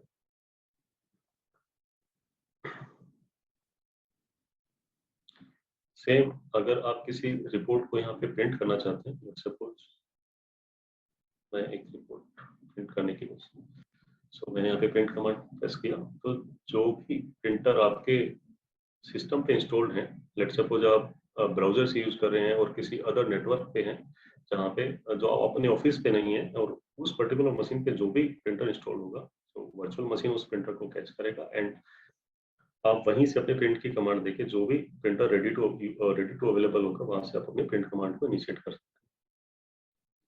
तो यहाँ पे मैं देख पा रहा हूँ जो मेरा अभी सिस्टम जिस सिस्टम से मैं यूज कर पा रहा हूँ, यहाँ पे HP LaserJet MFP 225 करके प्रिंटर इंस्टॉल्ड है, तो मैं इसी प्रिंटर से अपने प्रिंट की कमांड को इनिशिएट कर सकता हूँ। इसके लिए मुझे ऐसा जरूरी नहीं है कि पहले मैं उस डॉक्यूमेंट को अपने वर्चुअल मशीन से फिजिकल मशीन पे मूव करूंगा और वहां से उस प्रिंट कमांड को इनिशिएट करूंगा। सो आप डायरेक्टली अपने वर्चुअल मशीन से ही प्रिंट की कमांड को इनिशिएट कर सकते हैं। उस पर्टिकुलर मशीन के साथ जो भी प्रिंटर इंस्टॉल्ड है, जो भी प्रिंटर उसके साथ शेयरिंग में है, वहीं से आपका प्रिंटर इनिशिएट हो जाएगा।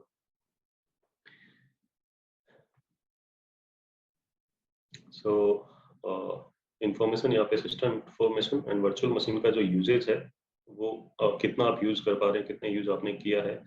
हम बात कर रहे थे कि over utilisation and under utilisation, तो उसको आप इजीली यहाँ पे मैनेज कर सकते हैं। सो सेटअप पार्ट के बाद हम ब्राउजर पार्ट पे मूव करते हैं।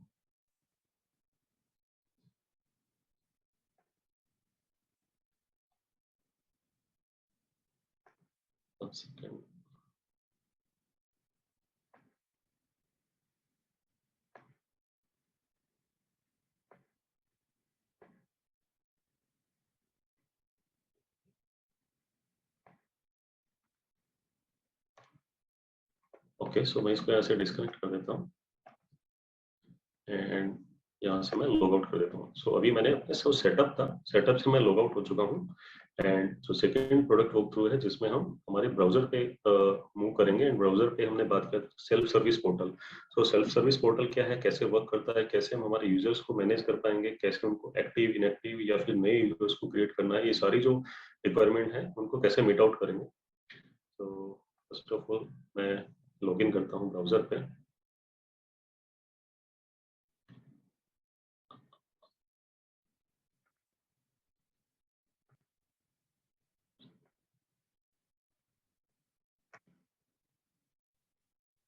सो ब्राउजर पे मुझे सिर्फ सिंपली टाइप करना है, एक लिंक है जो जो मेल आपको वेलकम मेल मिलेगा elcom.digital से, वहाँ पे जो ब्राउजर का लिंक है वो बाय डिफॉल्ट यहाँ पे मेंशन रहेगा एंड इजीली आप यहाँ पे ssp.elcom.digital पे विजिट करके होम पेज पे आप विजिट करेंगे एंड यहाँ पे आपको आपका tally.net ID राइट करना है, tally.net password and secure pin. अगर सिक्योर पिन कहीं मिस होता है या फिर आप अपना पासवर्ड .net पासवर्ड रीसेट करना चाहते हैं, तो इजीली आप यहीं से रीसेट सिक्योर पिन या रीसेट पासवर्ड की कमांड को यूज करके आप इजीली अपने सिक्योर पिन एंड जो .net पासवर्ड उनको रीसेट कर सकते हैं।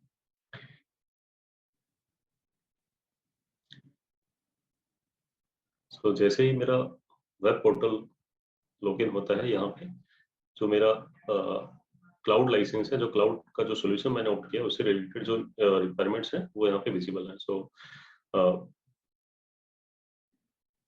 प्लान क्या है, वैलिडिटी कब तक है, यूजर रोल मैंने लॉगिन किया है तो मेरा रोल यहाँ पे क्या है डिफाइन हो रहा है एंड उसका स्टेटस क्या है वर्चुअल मशीन का, वो हम यहाँ पे देख पा रहे हैं। सो ओपन वर्चुअल कंप्यूटर, जैसे मैं इस फीचर को पे करता हूँ यहाँ पे, तो जो मेरी वर्चुअल मशीन है वो सेम लाइक सेटअप के जैसे यहाँ पे हम लॉगिन हो जाएंगे एंड इजीली मैं ब्राउजर से अपने प्रोडक्ट को यूज कर सकता हूँ। जो भी मेरी बिजनेस ऑपरेशन से रिलेटेड जो भी एंट्रीज है उनको पास कर सकता हूँ। सो जैसा कि हम सेटअप में देख पा रहे हैं, सेम इंटरफेस, सेम मतलब वर्क अराउंड हम यहाँ पे देख पा रहे हैं कि इजीली हम ब्राउजर से यूज कर सकते हैं।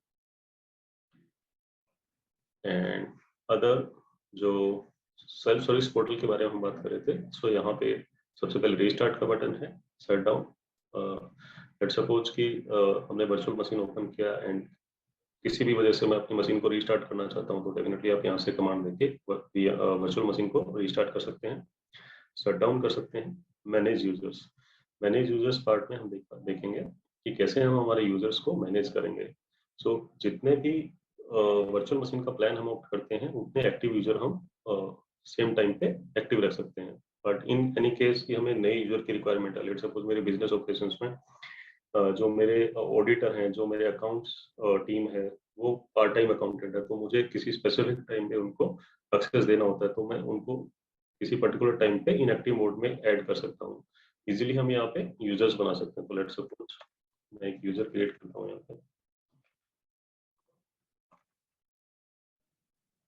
एंड ये स्टैंडर्ड यूजर रहेगा या एडमिनिस्ट्रेशन यूजर रहेगा, तो जो भी है वो हम डिफाइन कर सकते हैं। तो अभी हम उसको स्टैंडर्ड यूजर के थ्रू ही एक्टिव करते हैं, ऐड करते हैं। और अभी रिसेंटली मैं इसको इनएक्टिव मोड में ऐड करता हूँ। तो जैसे ही मैंने ऐड यूजर पे क्लिक किया, आप देख पाएंगे कि यहाँ पे मेरा एक यूजर ऐड हो गया, बट अभी वो इनएक्टिव है।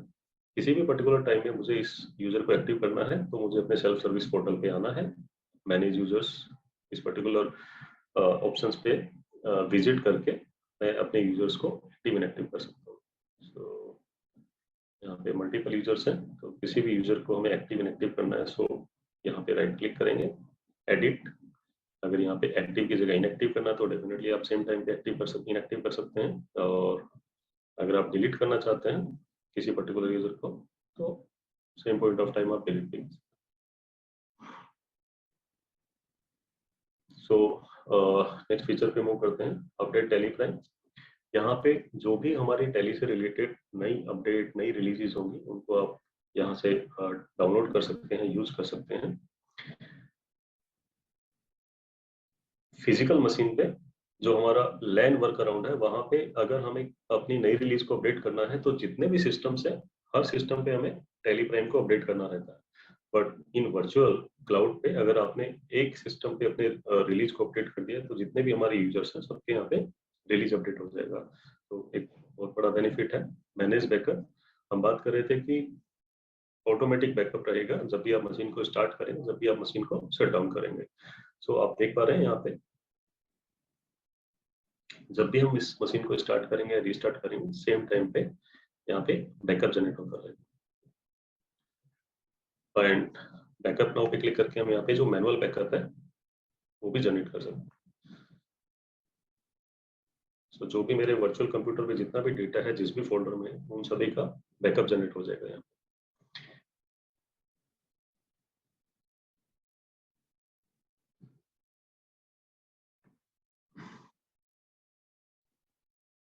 And last option, manage shutdown schedule. So इस फीचर को यूज करके जो प्लान मैं आउट करता हूँ, जितने भी यूजेस मुझे इन अ मंथ मिलती हैं, मैं उनको मैनेज कर सकता हूँ यहाँ से। सो लेट्स सपोज कि मैं मेरे ऑफिस का टाइम, मेरा ऑफिस टाइम है 9 AM टू 6 PM। तो 9 AM पे मेरा मशीन रन होता है एंड 6 PM पे मेरा मशीन शट डाउन मुझे करना है, लेट्स सपोज। तो फर्स्ट शट डाउन मैं यहाँ पे 6 PM मैनेज कर सकता हूँ, या जो बाय डिफॉल्ट एग्जिस्टिंग जो शेड्यूल शट डाउन हमने आउट किया है उसको भी एडिट कर सकते हैं। तो यहाँ पे हम इसको 6 PM कर देते हैं। एंड स्पेसिफिकली अगर बियॉन्ड 6 PM भी मेरी वर्किंग रन रहती है, कुछ पर्टिकुलर यूजर्स हैं जो 7 PM या 8 PM तक वर्किंग करते हैं मेरे ऑफिस में, तो मैं यहाँ पे इस ऑप्शन को यस करूंगा, जहाँ पे क्लियरली मेंशन है allow user to delay shut down by 1 hour. तो लेट्स सपोज मैं एज ए यूजर काम कर रहा हूँ और 6 PM शट डाउन टाइम मैंने शेड्यूल किया है, तो इन बिटवीन एक पॉपअप रेज होगा कि ये मशीन इस पर्टिकुलर टाइम पे शट डाउन होने वाली है, क्या इसके बियॉन्ड भी आप वर्किंग करना चाह रहे हैं या फिर आपकी वर्किंग यहीं पे स्टॉप है। तो जैसे ही मैं उस पर क्लिक करूंगा, तो जो मेरा एक्सटेंशन है वो नेक्स्ट 1 आवर के लिए, मेरा वर्चुअल मशीन पे जो वर्किंग है नेक्स्ट 1 आवर के लिए एक्सटेंड हो जाएगा। सो नेक्स्ट 1 आवर में इजीली काम कर सकता हूँ, मेरा मशीन जो है वो शट डाउन नहीं होगा। सो ये इन फीचर्स को यूज करके हम इजीली हमारे जो यूजर्स हैं उनको मैनेज कर सकते हैं कि किस यूजर को इनएक्टिव मोड में रखना है, किस यूजर को एक्टिव मोड में रखना है। एंड ऑल द जो रिक्वायरमेंट्स है बिजनेस ऑपरेशंस को रन करने के लिए, वो सारी यहाँ से फुलफिल होती है।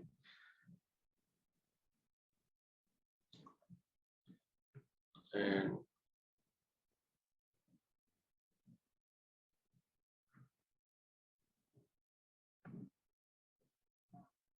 एंड इजीली हम यहाँ से ओपन वर्चुअल कंप्यूटर जैसे मैंने किया तो जो मेरा वर्चुअल मशीन है वो ब्राउजर के थ्रू कैसे रन होगा वो ऑलरेडी हम देख चुके हैं। एंड जो सेम वे जहाँ जैसे हम सेटअप पे यूज कर रहे हैं अपने बिजनेस ऑपरेशंस को मैनेज करने के लिए, सेम फैशन सेम वे में हम अपने रिक्वायरमेंट्स को थ्रू ब्राउजर के मैनेज कर सकते हैं।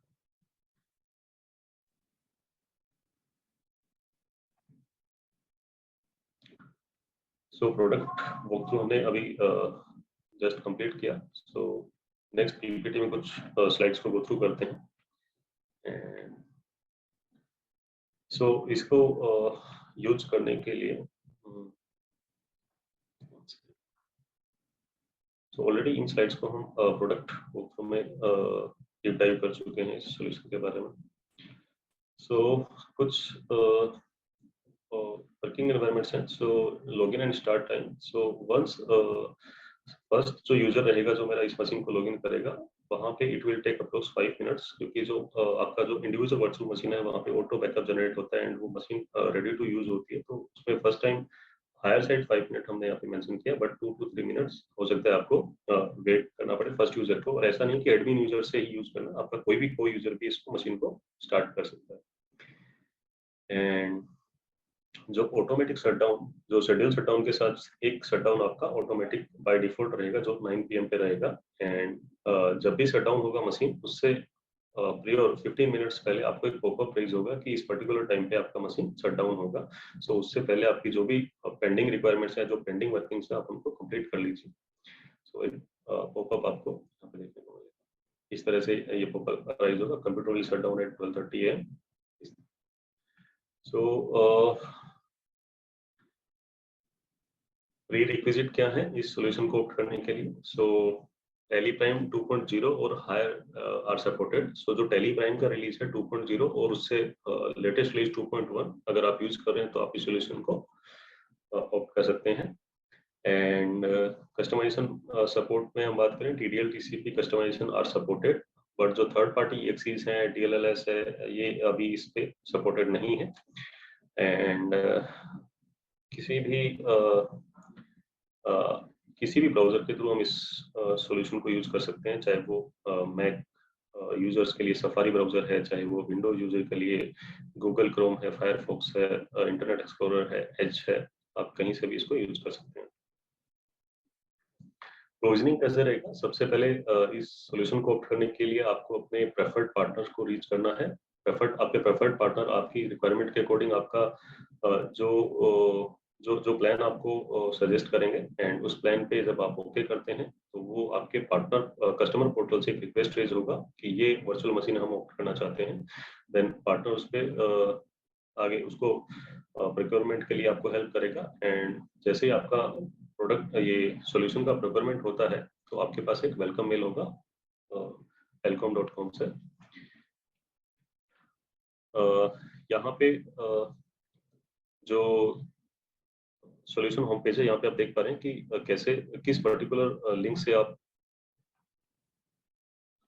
सेटअप डाउनलोड करेंगे और कहाँ से आप ब्राउजर के थ्रू लॉगिन कर सकते हैं, वो सारी डिटेल्स यहाँ पे मेंशन है। जो प्लान्स हैं वो सिंगल यूजर से लेके 32 यूजर तक अवेलेबल है। आपकी रिक्वायरमेंट के हिसाब से जिस भी प्लान पे आप फॉल करते हैं, जो उसके लिए हम अपने प्रेफर्ड पार्टनर को कनेक्ट करेंगे। एंड AWS के बाद जो एक फाइनल पॉइंट है जिसके ऊपर हम आपके साथ डिस्कशन करना चाहते हैं, like upgrade your business with active TSS renewal. So अगर हमारा TSS रिन्यूअल एक्टिव है, हमारा एनुअल सब्सक्रिप्शन एक्टिव है, तो क्या क्या ऐसे बेनिफिट्स हैं जो हमें मिलते हैं? सो first of all save view report से हम हमारी रिपोर्ट्स को कस्टमाइज कर सकते हैं एंड उनको सेव कर सकते हैं for further users. Business reports online, Tally report in browser access के फीचर को जैसा कि हम देख पा रहे थे 2019 में हमने इंट्रोड्यूस किया है। उसके साथ आप अपने हिस्टोरिकल डेटा को ऑन द मूव कहीं भी एक्सेस कर सकते हैं थ्रू ब्राउजर। जो भी नए अपडेट्स हैं, जो भी प्रोडक्ट एनहांसमेंट्स हैं, जो भी न्यू रिलीजेस हैं, आप उनको सेम टाइम पे ऑप्ट कर सकते हैं। रिमोट एक्सेस सर्विसेज 24/7 यूज करने के लिए हमारा जो TSS है वो एक्टिव होना चाहिए। एंड अगर हमारे बिजनेस रिक्वायरमेंट्स को मीट आउट करने के लिए हमें सिंक्रोनाइजेशन प्रोसेस की रिक्वायरमेंट है, हमारे मल्टीपल ब्रांचेज के डेटा को सेंट्रलाइज करने के लिए, तो इजीली आप सिंक्रोनाइजेशन के प्रोसेस से इसको यूज कर सकते हैं। So that's all from my side. Now floor is open for question and answer. Sahil, over to you.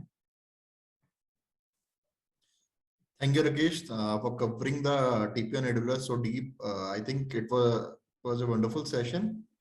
Let's see if there are any certain queries raised in the chat box. I think there are no queries, so we can conclude. I would like to thank once again to entire audience who has joined this insightful session. With this note, we'll be ending this session today. Have a great day ahead. Thank you.